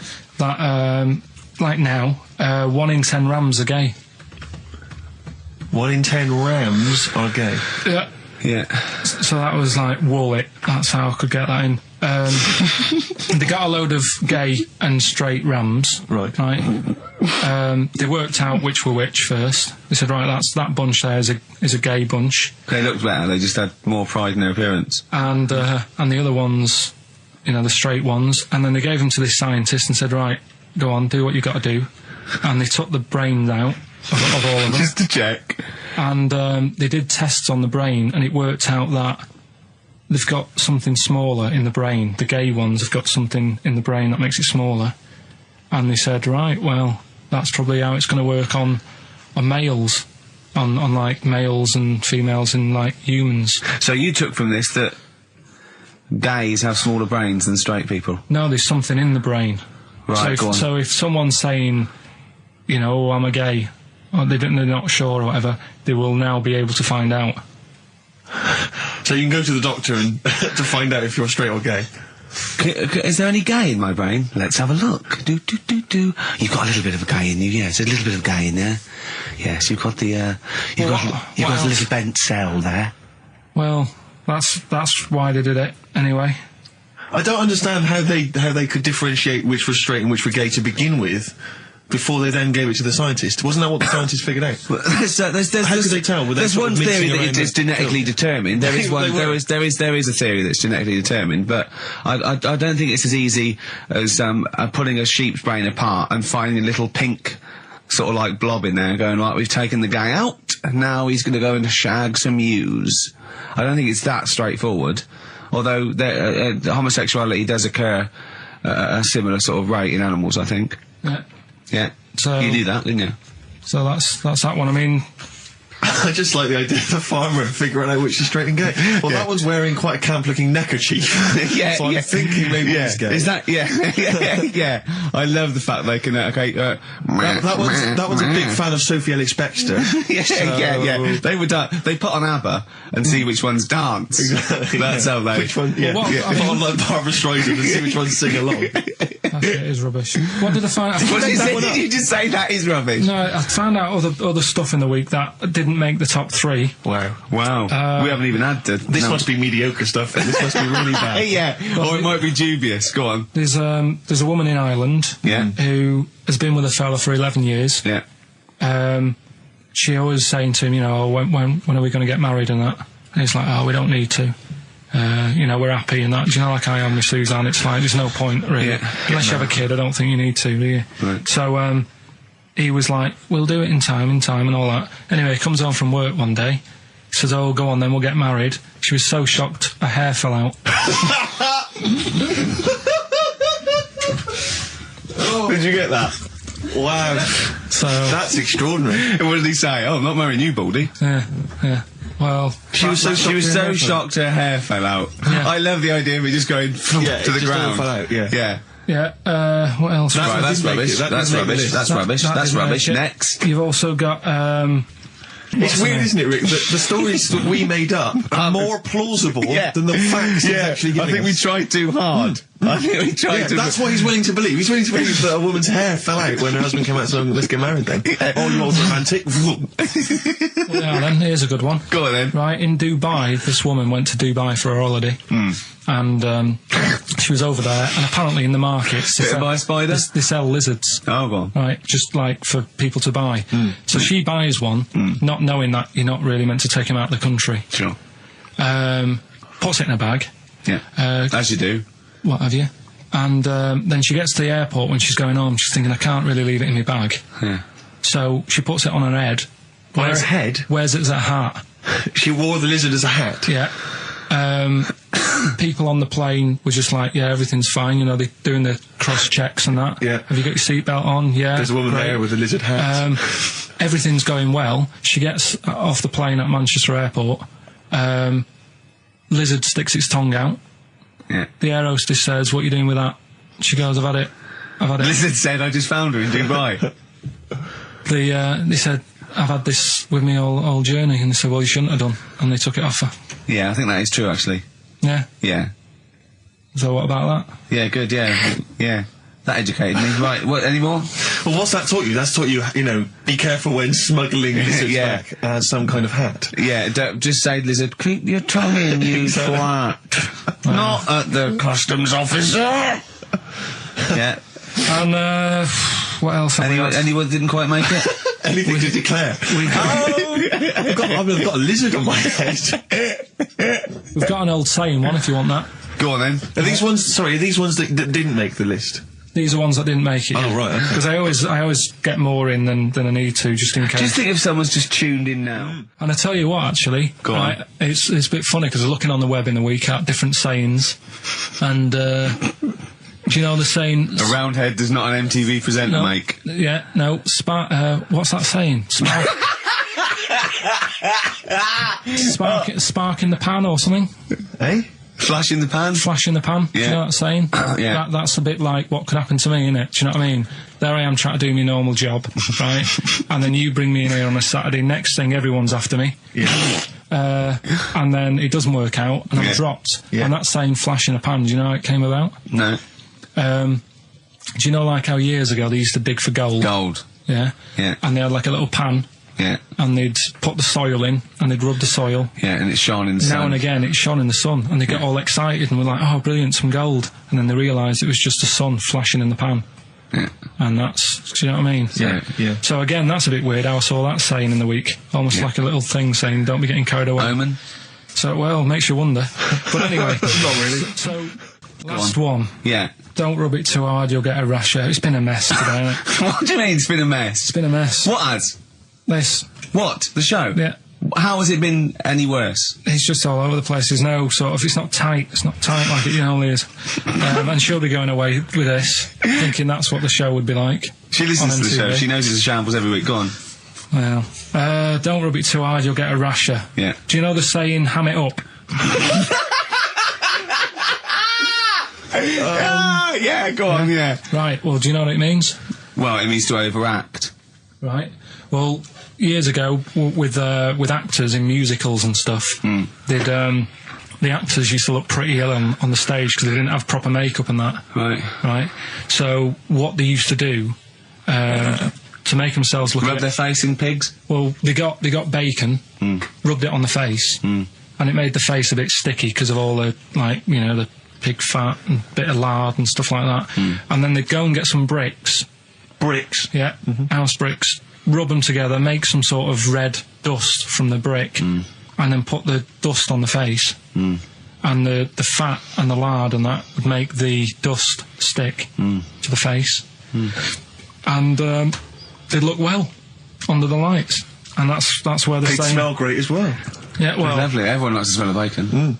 No, but... So that's the old... ham it up. That's where like that that. comes from. If it's true, I've no reason to think that it's not. So that's your third Educating Ricky today. So, what have you learned? Nothing. Absolutely sod all. You've got your hamming it up. Yeah. Rams are gay. They know which ones are gay now. Now! And At last, thank God. the fella who can hand read an arse. If you missed the rest of the show, what are you going to make of that? If you've just tuned in. You are a maniac, Carl. So- And you've had your screen test. I reckon we'll be seeing you on MTV or VH1 in the near future. Because I like learning, which gets us on to Educating Ricky. Oh, excellent. We've had a good year of stuff, teaching We have, stuff. well, yeah, I've learned a lot. Can you remember any of the Of course I highlights? can. There was a deaf girl and she hit her head and she could hear. Yeah. There was also some people who ate tomatoes thought they were poisonous on lead. There was also a doctor who gave a blood transfusion with some parrots from the pet store. Yeah. Because the doctor in America, and it was the olden days when the lines were bad, said give him his parents' blood, and the doctor this side thought said give him some parrot's blood. So that was true, and that educated me. That was fact. What have you got for us? Well, we've only got two because I've taught you about jellyfish today that we need them. So we've only got two things to go at, and I give them a little headline so you remember them to make them snappy. The two headlines you've got: oh, what a catastrophe. Okay. And the second one is, well, you'd think it beat Bughead, wouldn't you? What? Well, you'd think it beat Bughead, wouldn't you? You'd think it beat No, you'd think it be. Yeah. You'd think it be Buggered, wouldn't you? Bughead. Bughead. This can't be. If this is anything with a bug living without a head, I'm not interested. Because we've done it. All you've done is fun. Let's just do what a cat. So it is that. Well, do that one first. Which one? Which one are we doing? No, do the bughead one. Right. Well, the bughead one. Well, we've talked a lot about animals and that, haven't we? Without heads. Surprisingly, we have. I think a disproportionate amount on it. If you're a new listener, and this is the first time you've listened, you'd be surprised. Yeah, we've done all that. We've covered worms. The way if you cut their head off, it grows back. If you don't cut too high above its neck. We've covered the chicken, the fella who blinked. Yeah, I can't go into it again. Right, let's not go into it again. We've had the chicken with no head that lived for 8 months. Yeah, and we've had cockroaches living for a week without an head. Right, okay. Well, it's a bit more on the cockroach front, really. Right. They've found, right, that if you get a cockroach and you cut its head off, right, and then you find a cockroach that's still got its head, but it hasn't got any legs. Right. Right, it's not over for both of them, right? Because what you can do, you get the one that's got the legs, right, with no head, sort of running around. Get the one with the head, sit it on top of it, right. Get a little tube, okay, so that the fluids. So is this auntie's go out of the room? Let him finish. This is like Blue Peter. Let him finish. You can get this for Christmas. Right, you get a little tube. You sit that on top, so the bodily fluids are still running between the two. Right. The head of the one on the top will control the feet of the one on the bottom. Okay. What about that? Good. And will it continue to live? Yeah. Okay, you don't know that for sure, do you? That was just a question out of the blue he wasn't expecting. Well, what do you think of that? Good, yeah, it's great. Yeah, just a primitive nervous system that can, yeah. Did you expect us to be more impressed and excited by that? Did you fall off your chair when you read that? Did you literally topple off? Going, did you think you were going to be the Frankenstein of the insect world? Yeah. No, I just was thinking if they can do that, you know, with them, can they do it with humans? Because I also did a bit of research on. Did you come to the sort of conclusion that apart from the moral aspect of it, that the human was probably more complicated than? Yeah, but do you know what I mean? Things move on, don't they? Do you know what I mean? Science, Rick. You know, I had Binatone as a kid. Now they've got PlayStation 2, and the difference in 10 years. They have found that if you lose your head, a cockroach can live normally on your body, but not the other way around. Your head on it cannot control its legs because it's too complicated for your brain. Well, so so then other research. Because I thought if you don't learn from that, I'll give you something else for free, right? Go on. Free. That they can clone people. The only reason they don't do it, right? Say if like Ricky needed a lung, right? They could clone you and make you the same, but the only reason they don't want to do it is because it'd be a bit horrible, wouldn't it? So and it would take sort of 18 years for me to get an adult lung. And there's all kinds of moral implications. Yeah. What do you mean, yeah? You hadn't thought of that? So, because lest we forget, Rick, he ended with the only reason they don't do it is because it's a bit horrible and that. Which scientist said that? Right, that's a quote. Right. That's not it. That's not the other one. That's it. No. That was just, you know. We've got another one to come. Oh, I can't wait. The headline again? What was the headline again? The headline, oh, what a catastrophe. Looking forward to that. Mark. Yeah, a bit more Council. This is from his covers album. This is called Snowbird. God. So listen, right? Okay. So, best educating Ricky of the year. Oh, Christ. What a catastrophe. Yeah, let's do that then. Right. Victoria Plum. There's this woman, right? Yeah. This woman, she's reading Guinness Book of Records. Yeah. And she's flicking through. Yeah. And she notices that there's a world record for a cat, right, with 27 toes, right? So she reads it and she thinks, well, that's not right, because her cat's got 28. What do you mean a cat's got 28? A cat's got 28 toes. So she was like, well, hang on a minute, mine should be in there. So there was I missed the very beginning of this. She was just looking through the Guinness Book of Records. Woman was looking through the Guinness Book of Records. The woman with the cat with 28 toes looking through, and it said the record for the cat's toes was 27. She thought, hold on a minute, Ross McWhirter. My cat's got one more than that cat, so go on. Anyway, so she said, the person doing the interview with her said, is it happy? And she said, yeah, it's great, and it's really good in the snow. Right. It gets through a lot of nail varnish. Well, that's what it said, right? It said it's really good in the snow. So I just was thinking, that's it, really. That's not it. That's the end of that story. But Brilliant. But what I'm thinking is, right... It was two cats welded together. No, she said, it's happy. So is the other sort of disabilities where, in a way, it's not all bad? Oh, Christ. No, do you know, like, that book Steve brought in for me? And there was a fella there, wasn't there, who had 3 legs, who was a juggler. And I was like, what's the point of that? What do you mean, what's the point of that? What's the point of He's what? not taking advantage of having 3 legs, is he, being a juggler? Yeah, he said he should be a footballer. Right? But in a way, he's used it, hasn't he? He's probably not even that good at juggling. But because he's got 3 legs, people have gone, well, I'll give him a chance. Let's go and see him anyway, see if he's any good. Yeah. Right? So what I'm thinking is there anything else? We've mentioned the midgets today who are good at robbing cars because they can get through the windows like Dukes of Hazzard. Sorry. So listen. I'd just like to say, this is the radio authority listening. We are in no way suggesting that midget's forte in life is robbing cars, if you're a midget sitting at home feeling sorry for yourself, that you should go out robbing cars. I'd just like to say this is Karl Pilkington talking. The views of Karl Pilkington do not necessarily reflect those of XFM or us. Yeah, but it was a TV programme, so it's not me. I'm just saying what I've seen on TV. That you didn't see.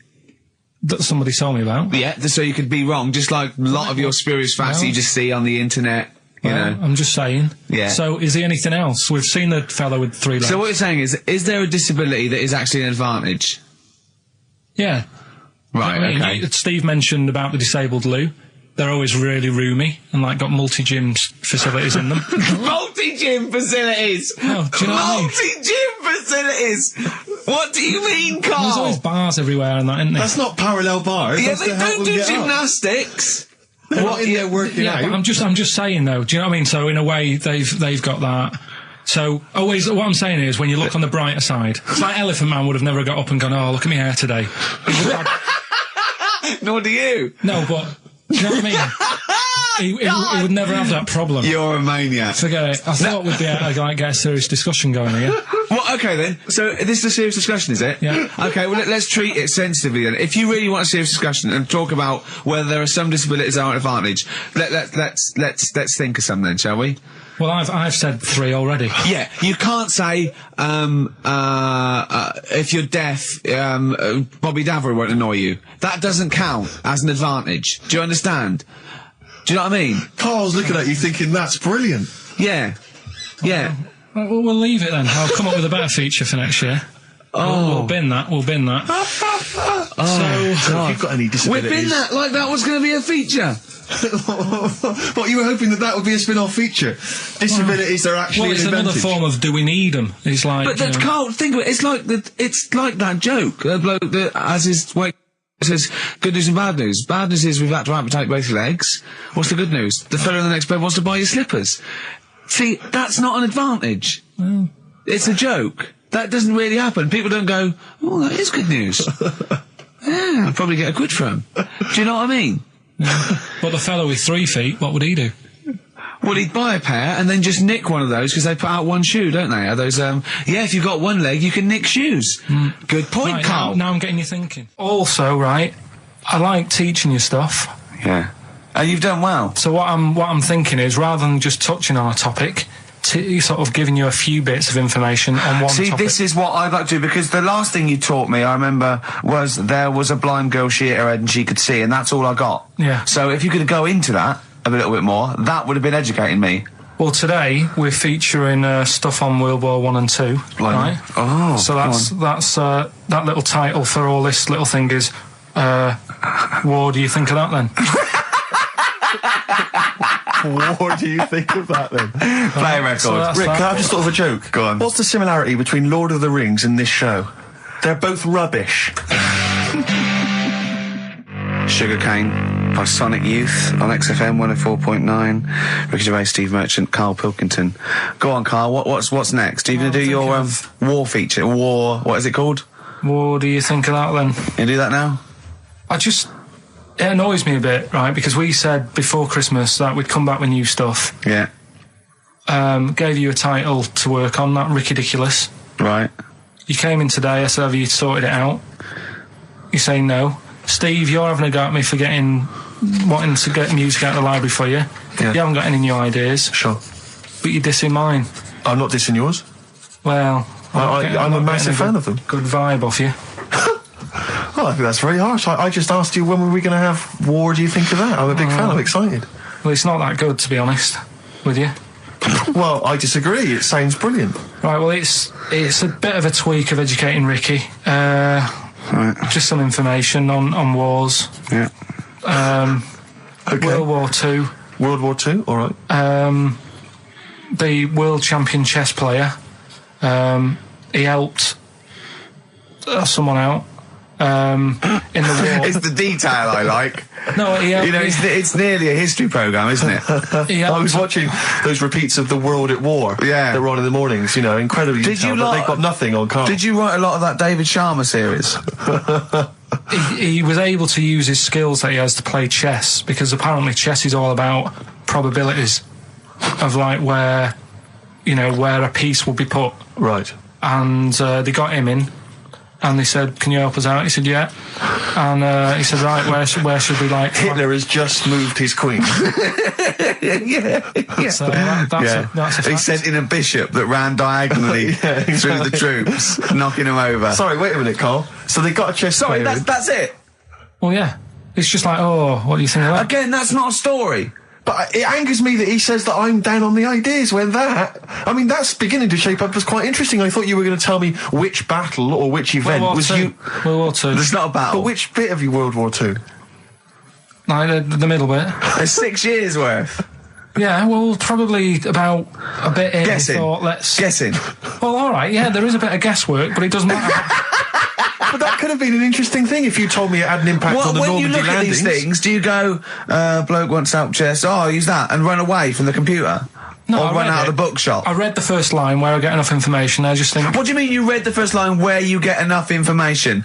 Imagine if you were someone's defence lawyer. Exactly. And he was like, he's on death row, and went, I don't think he did it. Yeah. I read the first line, I didn't read the file It's He was completely. in a hotel in Texas, right? Go on. It's enough. Oh, some other It's stuff. enough, He it's definitely enough, didn't kill it. it's enough, it's enough.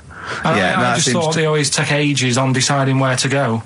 It's just like, but there's a better way. I don't know what you're saying now. I don't know what you're talking about. Well, it takes- Actually, don't know what you're talking When about. people play chess, it takes ages to make the move. So I'm just thinking, there's probably a quicker way Of what? than finding where a boat is, than getting a chess player in. I don't know what you mean now. All right, Are you talking well, about battleships now? They should have got an expert battleships player in. Right? yeah. What, Carl? Right, what, forget that one. Or someone who's No, really good. I'm not being funny. But what is that? What are you telling me there? Someone who's really good at risk. We should have brought them in. Yeah, Cluedo. Right, Yeah. Another fact. on, That's enough then, is it? Well, they use expert Cluedo players, but the police use expert they Cluedo do. players. Yeah. If ever there's a murder in a country house, Do you think they use that old Chinese fella on the front of Mastermind? mastermind, yeah. Yeah, for logic problems. The Enigma code was broken by top Mastermind players. Exactly, yeah. Right, second And a guy fact. who's had a couple of rounds of Yahtzee and done very well. Second fact about the war. They for engineering, they use a lot of Jenga players. Absolutely. to Whenever do they it. want- Will the building collapse? Oh no, let's pull this. Let's see. If Yes, they it wanted will. to identify... What are you doing? If they wanted to identify spies, Yeah. bring me the champion of Guess Who. Was it a woman with glasses? No, right, Has sit he got down. a beard? Is it Bernard? Right, Carl, sorry, go on. Another war fact. So Go you're on. saying it's rubbish, but look, you love that. Yeah. Right? Yeah, Second you're one. absolutely right. The first bomb that was dropped on Berlin, Yeah, it didn't kill a person, but it killed an elephant. I think that's true. That is true. Right. Okay. And the last one. Is that all you know about that? See, that's interesting, isn't it? But What that's was the- enough. But no, it's not, not though. enough. Because I mean, listen. Most people want to go, oh, what was the elephant doing there? Did Well, it it's land in a either- zoo? Was it a pet? Oh. Was it a lost elephant? Did they aim at the elephant? How did it kill it? Did Was it it hit it on the Hitler's head? favourite elephant? yeah. Was it Hitler's favourite elephant? Did it then have one ball? Yeah. I mean, these are the things. Why didn't he catch it with his trunk? Did it have an effect on German morale? Yeah. Yeah. Oh, that Yes. elephant is kaput. Oh, Jumbo! I don't want to fight anymore. Carl's getting a little bit stressed, aren't you? No, I just, you know, got to keep focused, got to keep the show good and that. Yeah. You know, and in the Yeah. new year, the idea was come up with some good snappy stuff. Yeah.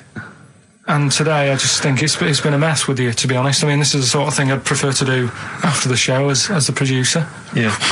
But You know what? I think it's a discipline problem.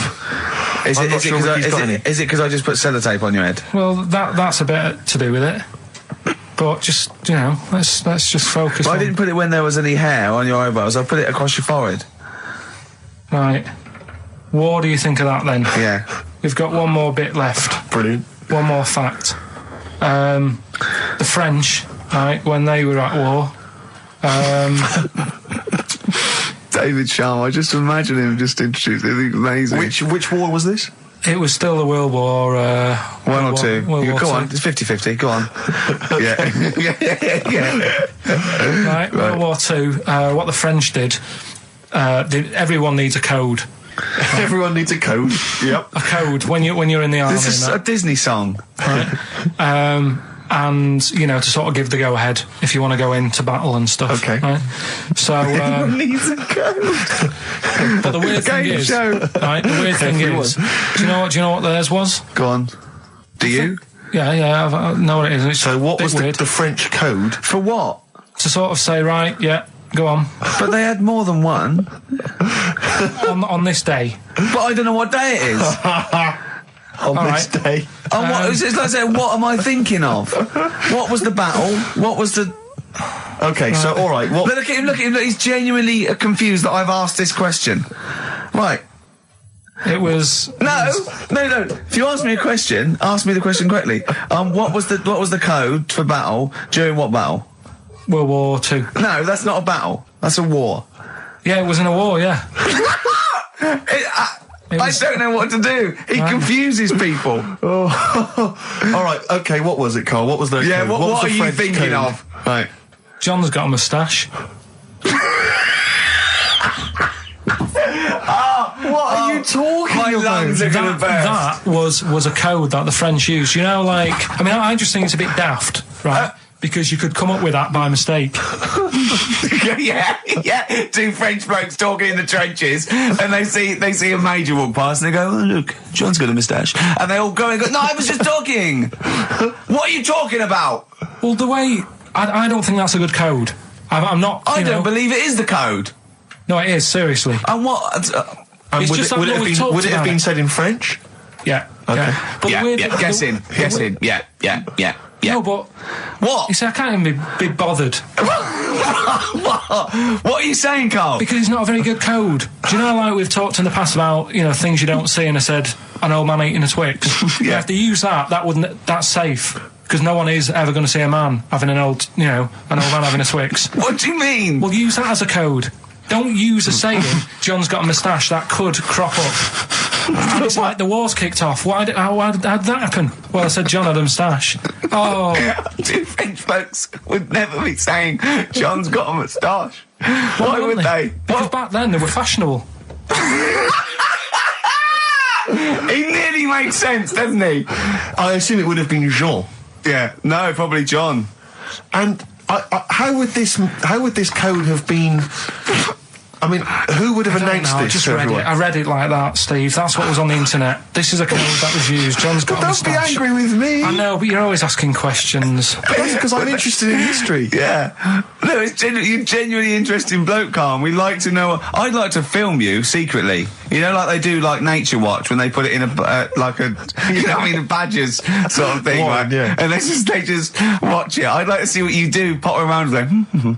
I wish I could download the music in your head, because it'd be wah, wah, wah, wah, wah, Yeah. wah, wah, wah, wah, wah, wah, and you see something weird, you go wah, wah, wah, wah, wah.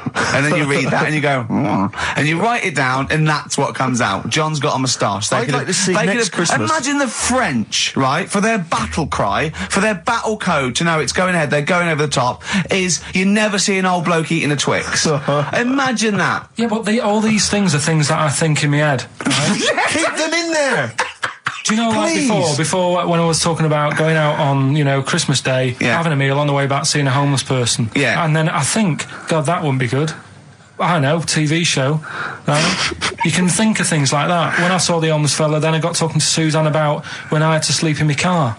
What do you mean? Go on. Let's play a record and come back to any sleeping in the car. God, I can't wait. Play a song for the lovers. I was watching last night on cable TV 1987's amazing Sign of the Times Prince in concert film. It was dynamite. I thought to myself, how brilliant he is. It reminded me of the gig I went to see last year. He played this tune. It's from the album Parade. Okay, I don't want to discuss whether or not Prince is acceptable on XFM or whether he's a genius. He is a genius. That's the end. That's the end of the discussion. Play the tune. He's dynamite. It's a song for the ladies. I remember, I'm going to tell you, I was unaware. Do you remember John?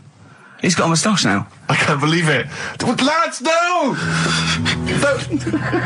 It's not on. It was... The battle's not on. Look at your face, Carl. The elephant did die. Yeah, no, I believe that. Yeah.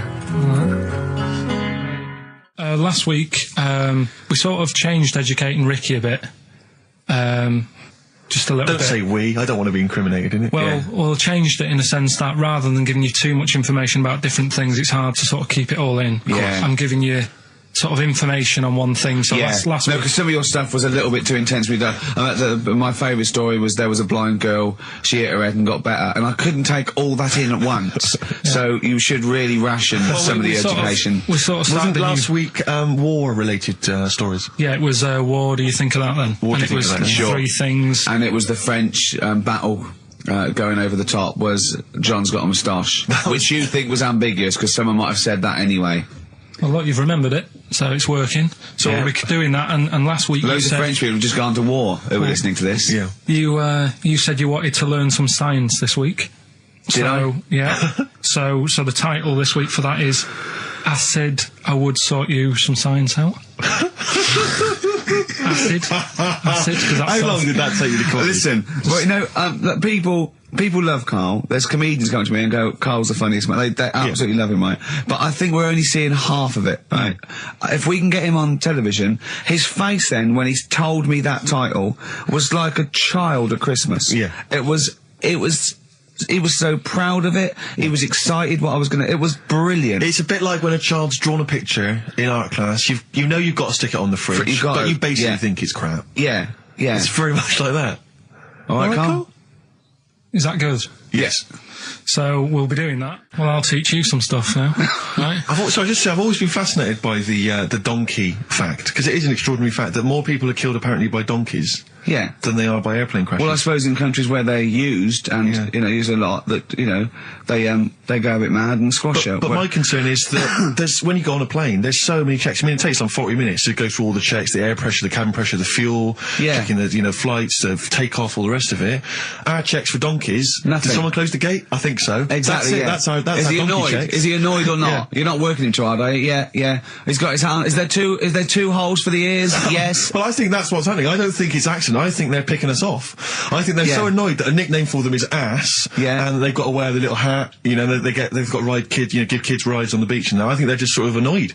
Yeah. Maybe they're sort of just picking us off one by one. Teaching us a lesson. If we had the same stringent checks on donkeys as we do on international flights, maybe there'd be a little less death. Exactly. Wise words. Cheers. Wise, if slightly incoherent words.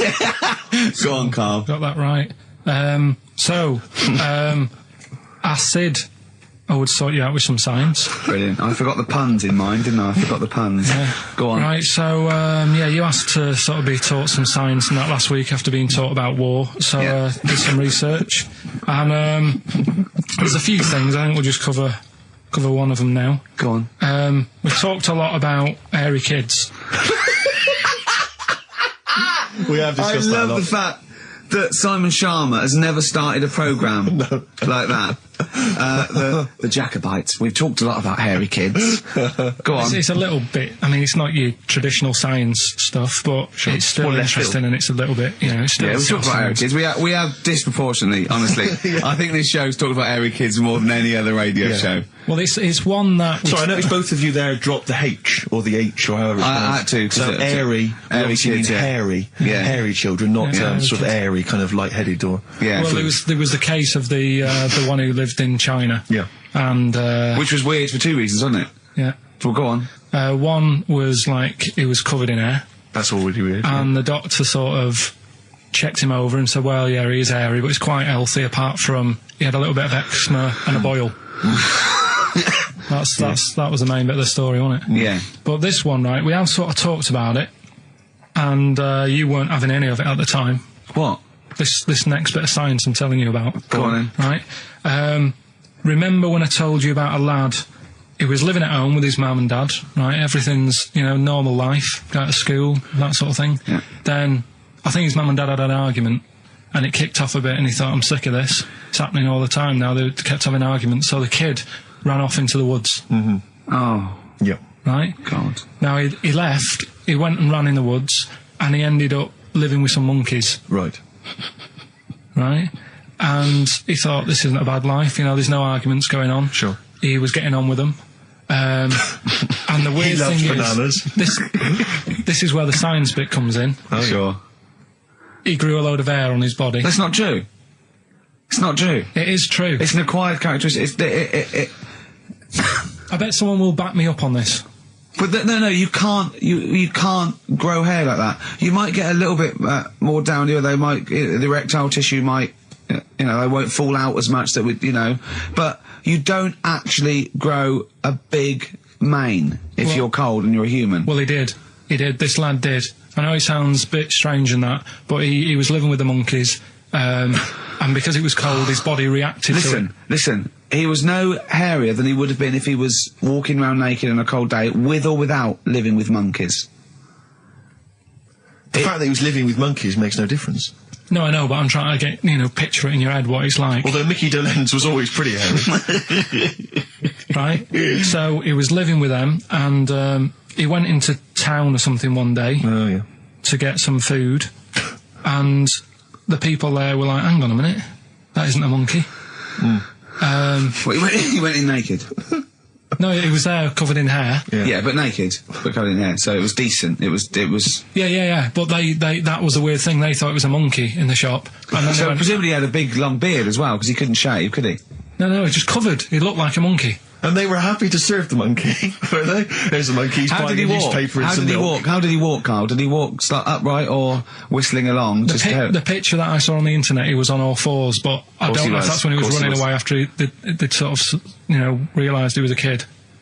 But this was a So picture. he was a kid as well. He wasn't even like an adult with the beard. No, he was a kid. Brilliant. And The people beard kicked in a little bit So early. listen, so the Go on. people caught him. You're an idiot. The people caught him, Yeah. shaved him, right? Got it all off, didn't grow back again. Right. It You're an grew. idiot. Well, like I say, people will have heard this story or read about it. You're an and idiot. And they'll email in. They don't let me down. And they'll agree that you're an idiot. No, they'll have seen the story. You're an idiot. So that's a little bit of science. You're an idiot. Libertines, Time for Heroes, and XFM 104.9. Right, okay, so have you got anything that is science as opposed to nonsense? Well, Kid went off with some monkeys, grew hair, came back, shaved him, it didn't grow back. I mean, just think. Right, something else. there's a few things I found. Yeah. There's a fella Oh, God. who had hiccups for 69 years. That was a bit annoying. Yeah. Yeah. There's the dog with the wig that we've discussed. Imagine if you just tuned in. Yeah. There's the dog with the wig that we've already discussed. Did we discuss that? Not really. Did I not tell you what he said? I did, didn't I? Yeah. Oh, yeah. What else have we got? Well, there's something here that you sort of know. Is this going out live? This is happening, right? Right, go on. But remember when you talked about sponges? Yeah. If you get a red sponge and a blue sponge, You liquidise them, pour them back into a tank. After a few hours, that they know which was which, and they reform as a red sponge and a blue sponge. yeah. Yeah. I thought that was weird when you told me. Yeah. Looked it up, did a bit of research. Yeah. Thought that's sort of sciencey. Yeah. You can do the same thing with a mouse's brain. Okay. Explain a bit more. No, you can't. If you get a dead mouse, Yeah. put its brain into a blender, blend it up, leave it standing for a bit. Making that up, aren't you? You're confusing this. You've watched Nigella Lawson make some sort of pudding. No. What do you mean? It won't work with the brain. Well, it does with them. I mean, not human brain. Don't be trying that. Although... But, no, a mouse one. A mouse one. And what happens? It sort of reforms. Goes back together again. No, because apparently it's made up of the same stuff as... But it doesn't, does it? Because if it's dead... If it's a dead brain, the cells can't act anyway. The fact the sponge is that it doesn't kill the cells, it liquidises them, it doesn't kill the cells. Yeah. So it couldn't be a dead brain anyway. It would have to be a live brain taken out from a live mouse for the cells to be getting oxygen and working and being sensitive to each other. And that, I don't see how that could work like it does in sponges. I mean, do you know what I mean? You're not a scientist. I've just sort of read it and gone, oh, that's interesting. I'll tell Ricky and Steve about it. Yeah. You're quizzing me as if I've come up with it. Someone else has done it and said it works. Sure. So I'm not. Do you think ghosts are behind it, or do you think there's a scientific explanation for it? No, it's just one of them weird things, isn't it? Yeah. So that's what you sort of science covered for this week. Well, that was another barnstorming feature from Karl Pilkington. Is that it? Is that the two things you got this week? Thanks very much for that. Well, there's nothing behind them. Do you know what I mean by this? There's not like a weight of intellect behind these facts. Why don't you make that your science project for this week? Find a dead mouse somewhere, Karl, and a blender, and we'll bring that in next week. We'll do it live on air. See what happens. Oh. Well. Do you feel sort of let down a little bit sometimes with our reactions? Well, what are you expecting us to do? What are you expecting us to just like look at you, open-mouthed, staring at you in awe? Just like go, oh God, yeah, where did you find that out? And like, but we know. Tell us. We know where you found it out. You looked on the internet and a strange homemade website by a maniac somewhere, who puts on stupid things that he heard through Chinese whispers. That's where you get your information from. I doubt that anything you've ever come up with is verified. If it is, it's luck. But what do you expect me to do for you? Do you know what I mean? I'm just... You know, I'd like to know what the source of the information is. I'd like it to be, a research study by the University of Columbia, rather than, a guy who calls himself Mr. Pickles. On a website somewhere. www.lunatics.com. I mean, oh God. Some kind of evidence, do you know what I mean? I must warn you now, you know that Steven Spielberg thing's coming, Taken? Yeah? About alien abduction. When you watch it, just remember this, it's not a documentary. Okay? Alright. Alright? You remember E.T.? We were discussing that earlier. You know that's not fact. Factual fact. Brilliant. Black Star Radiohead from the Bends on XFM 104.9. Rick John has emailed in. It looks here like he's maybe trawled the web himself. I mean, I don't know if people just immediately leap onto the web every time Karl says something in his defence. I think our listeners are always on the web. Anyway, he seems like he's reprinted here a news story, which seems to confirm Karl's Monkey Boy story. Yeah, what was the news Doctors story? baffled by boy 6 covered in ape-like hair. Doctors in Kazakhstan are baffled after finding a 6-year-old boy covered in ape-like hair. Yeah. The boy, called Ablay, was found in a remote mountain village close to the Chinese border. He's covered in thick hair from head to toe and has an oval-shaped skull. Doctors suspect nuclear radiation or a genetic disorder may be responsible. Fine. But there's an interesting bit here. But sorry, it's not that you could have genetic defects. I've seen lots of people born with long noses, 5 feet, etc. I'm saying that he wasn't normal. he wasn't normal, and then went to live with monkeys and grew the hair. Well, that's my point. But it says his mother and father are distant relatives. Such marriages are common in the Kazakhstan mountain hamlets. Now, the village elders were consulted as to what to do with him, right? Now, these are the village elders. These are the wise men of the village. These are the people, presumably, that all year long are telling the village how to live, how to survive. Yeah, you're in charge because you've lived longest. Yeah, exactly. You presumably are solving any kind of moral conundrums, any sort of awkward things. Do you know what they suggested that they do with their hairy son? Go on. Send him to the circus. The Carl's nodding. Put him in the circus. That was what they suggested, and the mother actually wanted him to go to school. Instead, I don't know, school or circus, I don't know. We don't know what's better for him. Exactly. I'm not sure. We must consult the elders. What do you think, Karl? It's not a bad life, is it? What, the circus? Yeah. Well, you ran away from it. Yeah. Love it. But remember that thing that I saw by that fella who, I don't know if you should talk about it really, so Go on. Tell us now. You've hooked me. Come on. You can say it. It's okay. What, are you worried that it might be insulting to someone? Well, it's not nice, but Well, you're not taking the mickey out of it. You're telling us. Go on. It's just, it was in that book again that you got me. You know, the book full of weird people. Go on. And things that are wrong with them, and airy people, and Yeah. lad with 3 legs and that. There's a fella, basically just a head and a little body on a skateboard. Yeah. Right? Picture of him having a shave. And he was shaving with his mouth bit. With his tongue. Like that on the radio. Yeah. Carl is now doing an impression of a man shaving with his mouth. Yeah. Well, it's just a head, bear in mind. He's doing an impression. Imagine a head with a very tiny body on a skateboard shaving with its tongue. That's what Carl was doing. And he was depressed because he kept getting hats for Christmas. But if you were him, you would just grow a beard, wouldn't you, rather than... Oh, Well, rather than go through all But that you get hassle. it caught in the wheels of his skateboard. The what's the name though? Do you remember last week I was talking about the airy kid? And I think that's every week, Carl. That doesn't narrow it down. alright, well, we were talking about that airy kid in the woods, and did a bit more research this week. Okay. Found a good story out about a monkey, Right. which I'll tell Ricky a little bit about it. Tell me, come on, tell it now. No, Right. just Well, tease I me reckon with we it. should keep this. It sounds exciting stuff. That's got 'em, right? So we'll be doing that. we've Sounds got hook the audience. we've got Rockbusters again this week. Yeah. We've got Do We Need 'Em?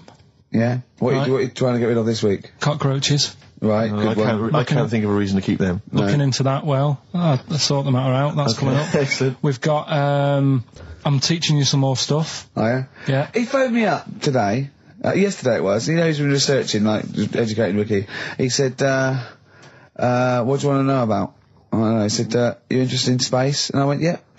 Phones me 3 hours later. He went, no, nothing about space. I went, what? He said, I couldn't find anything interesting. I said, you couldn't find anything interesting about space. Yeah. It's big. It's pretty interesting, Carl. He went, It's big, but there's nothing there. That's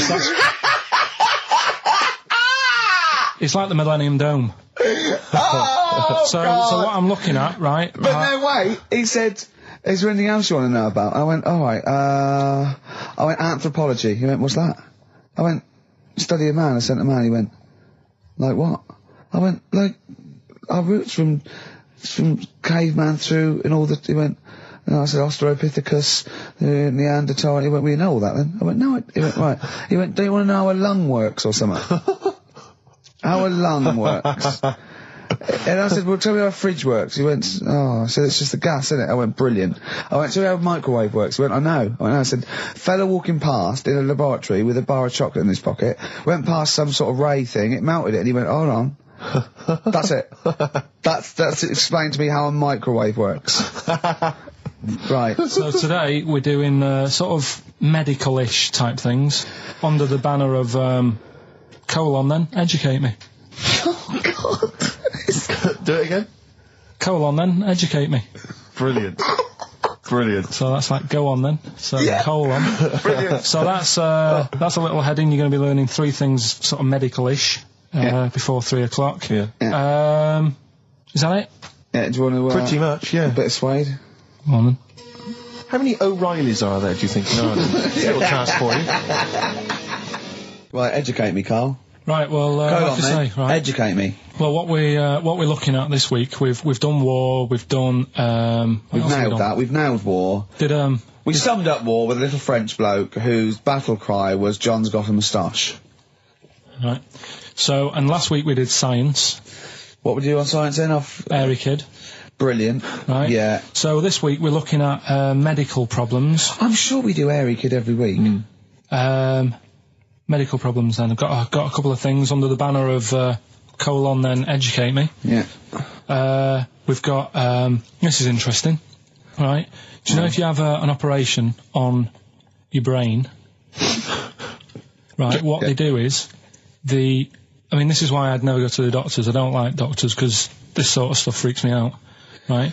They can operate on your brain, and what they do is they put you to sleep first, cut your brain case open. Your skull, yeah. The brain case. Yeah. yeah. And then wake you up and operate on you. So you sat there with your head open, Yeah. messing with your brain, and you Well, don't there's feel anything. Well, there's no nerve endings, is there, in the brain? But still, it's not right, is it? What, you think they do it for fun? No, they but- go, go on, Reg, wake him up so he's all freaked out. Go Well, on, is wake him up. it necessary that you're awake, do you think, or... Well, they need the brain active, don't they? Yeah, but it is when you're asleep, you're having mad dreams. I had a mad dream the other day. Go on. No, I might tell you about it later, but there's no sense to it. But, so your brain's still... Where is this conversation? Yeah, I mean, it'll turn out, I go, no, Carl, I was there, that wasn't a dream. Yeah. No, Yeah. but... So, I mean, if I had an operation... On your brain, heaven forbid. Well, operation anywhere, I'd like to sort of think, well, I'll have an injection, I'll go asleep, but when I wake up, it'll all be sorted. Yeah. Yeah. The fact that Your brain case is open. and they wake you up and you think, oh, is it all done? They say, well, have a look in the mirror. And your brain... See, I don't think they do that. I don't think they try and frighten you when you're doing an operation. Yeah, I don't think that you go about your business and they sort of follow you around, dabbling. Yeah. No, but it's almost like they are having a bit of a laugh with you. Right, well, I'd just like to say now that they don't. Anyone who's going in for an operation on their head, do not ever listen to anything But Carl says. why have you got to be awake? Because you'll be bored anyway, you'll be sat there. Well, they give you a telephone directory, look, and they say, look how many Macs are in there. That's the Scottish telephone directory. And, you know, time flies when you're counting that sort of thing. No, but do you know, like, when you... What are you telling me? What are you I'm just asking saying me? how weird it is. It's weird, isn't it? It's like, do you know when you go for a haircut, right? It's a bit embarrassing. Well, I don't anymore, but when you go for a haircut, it used to be... When you go for a haircut. It used to be a bit embarrassing when, like, they'd wet your hair and they'd make you have that sort of Hitler cut because your hair's wet, and I used to hate it, and I think, do you have to do that? Do you know what I mean? You know It's what I mean? similar. don't It's you? very similar to open skull No, but surgery. what I'm saying is, it's almost like barbers like to do that to make you look daft and feel daft for a bit, and there's women coming in and out, and you're sat there with a daft haircut. Yeah. And this is what that reminds me of. Do you think they do it in a shop window? This brain operation? I'm just saying, it's a bit Do you weird. think, why are we doing it in John Lewis's? Just so more I people love can the idea that that's what doctors are doing. Let's make this guy look a bit stupid. Yeah. Open his brain Look case. at the twatty look with his brain out of his head. Take a Polaroid. Reg, take Yeah, a Polaroid. Look at him. Look at his face. Right, right, clock his face when I give him the mirror. Get this on camera. Put this fake nose and glasses Sorry, on. is that? Did you teach me something then? Was that I educational? thought you that your brain case can be open with your awake, and you just sat there sort of letting them get on with it. Brilliant. I've learned that. I'll never forget that. Right, go on. Anything else? You'll love... Let's play a song, because the next one is amazing. What? Even more amazing than that? Yeah. Play a song? Yeah, bit of Bowie.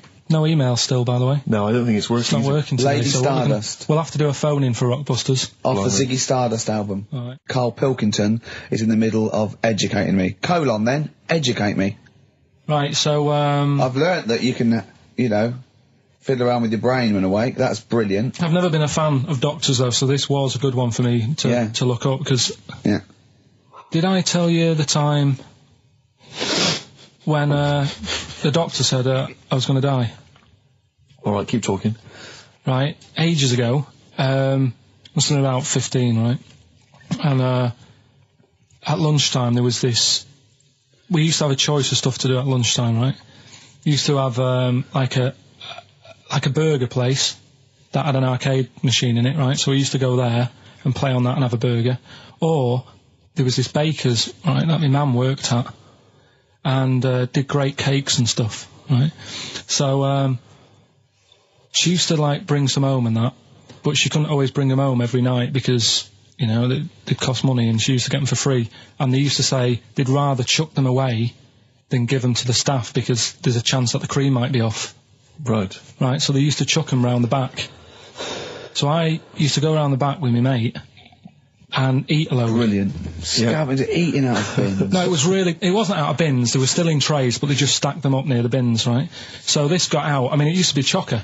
Once the school found out, everybody used to go there, and it'd be like, well, have a cake. Headmaster crawling through, fighting the kids off. Right, so I'd have, you know, you just eat, I don't know, 6 jam donuts or something, and then you'd spend your dinner money on the arcade machine. Brilliant. Right? So it was a good afternoon, really, right?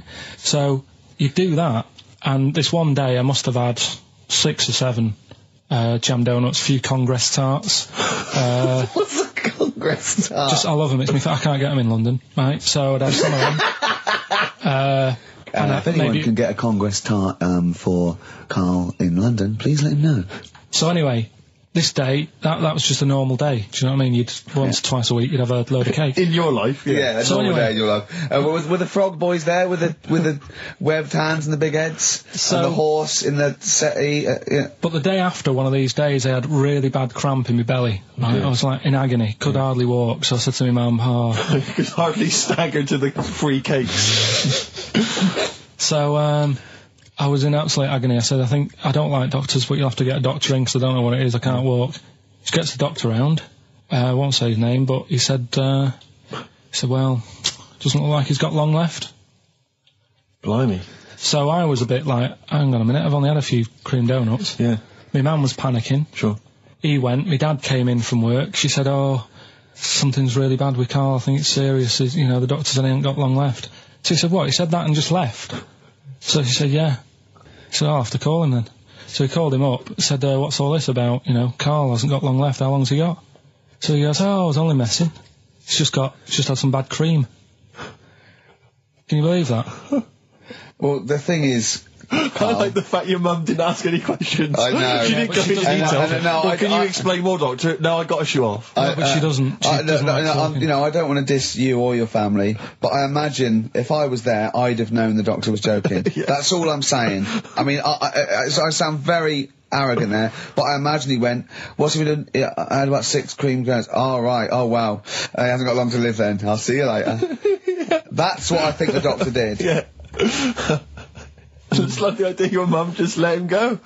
Yeah. Terrified, thinking, well, I'm not going to probe him. He's that's it then. Dad comes in. Hi, honey, I'm home. Anything happened? The doctor said Carl's going to die and then left. Did he? I'll call him.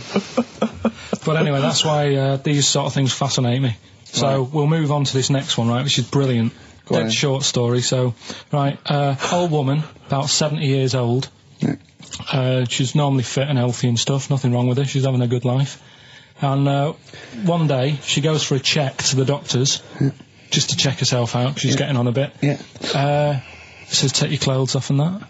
So she does. And checks her out. Says, yeah, you're looking good, you're looking good. Turn round. He said, oh, God. He said, you got a tumour on your buttock. Right? So she goes, oh, well, can you do anything to sort it out? So they go, yeah, we could book you in for an operation. It's best if we remove this. Books are in for an operation. Operation day comes, strip her down and that. They're all stood round, the doctors. Start to operate. It only turns out it's a pork chop that she sat on 5 years earlier and it had stuck to her buttock. Right, Karl. I can forward you. I'm not, honest. right. No, listen. Serious. Right, okay, Karl. I'm telling you now. I'm leaving. I'm never doing this show again. No, I'm serious. Honestly. You're talking. I've never had such. You are. Play a record. Play a record. I couldn't believe it. What do you mean you can't believe it? Stop the record. Stop the record. Stop the record. Right. Okay. Right. What do you mean you couldn't believe it? No, when I read it, I said I've got to tell Ricky This that. woman had a pork chop stuck to her arse for 5 years. You mental case. Of course she didn't. Doves caught by the river. People are going to think you're thick, Karl. Well, they can think what they want, because if they do their own research, they'll probably find the story. Because it won't have happened that many Karl, times. think about it. I mean, how could an old woman have a pork chop stuck to her arse for 5 years? She said she couldn't remember even making one, so she was as surprised as the doctors were. But hold on though, she presumably must have sat on it naked. Yeah. Didn't that bring back any memories? Yeah, it's weird, but... Karl. But why would it stay there? Why wouldn't it fall off when she had a bath or a shower? Grease. What about a bath? But why didn't the doctor realise that when he first looked at it? Yeah. Was he not paying attention when he said, I think he's a tumour? Karl, listen, think about it. A pork chop stuck to your arse for 5 years. You're naked, you sit on a pork chop, you go, nothing. There's nothing weird about that. I can't feel anything. Even if you had a dead leg, the time you that pork chop, what else you got dressed? Well, she might have not done that much. She's old, she probably just sat down and didn't move for a bit, and over time it's stuck, and then... What do you mean over time it's stuck? Do you think the longer something there, the more it stays there? Look, I know that's why the I pork picked chop it. goes, well, we've been here a year, we're not going to move now. I don't think we're going to move now. I'm quite, attached to this buttock. I think I'll stay here for another 4 years until some doctor works it out. I love the idea they got her into hospital, they gave her the bed baths, they got her ready for the operation, they laid her out. They were just right to take get the scissors or the knife, make the incision. Hang on a minute. This is a pork. This is a Bring pork me a frying chop. pan. This is a pork chop.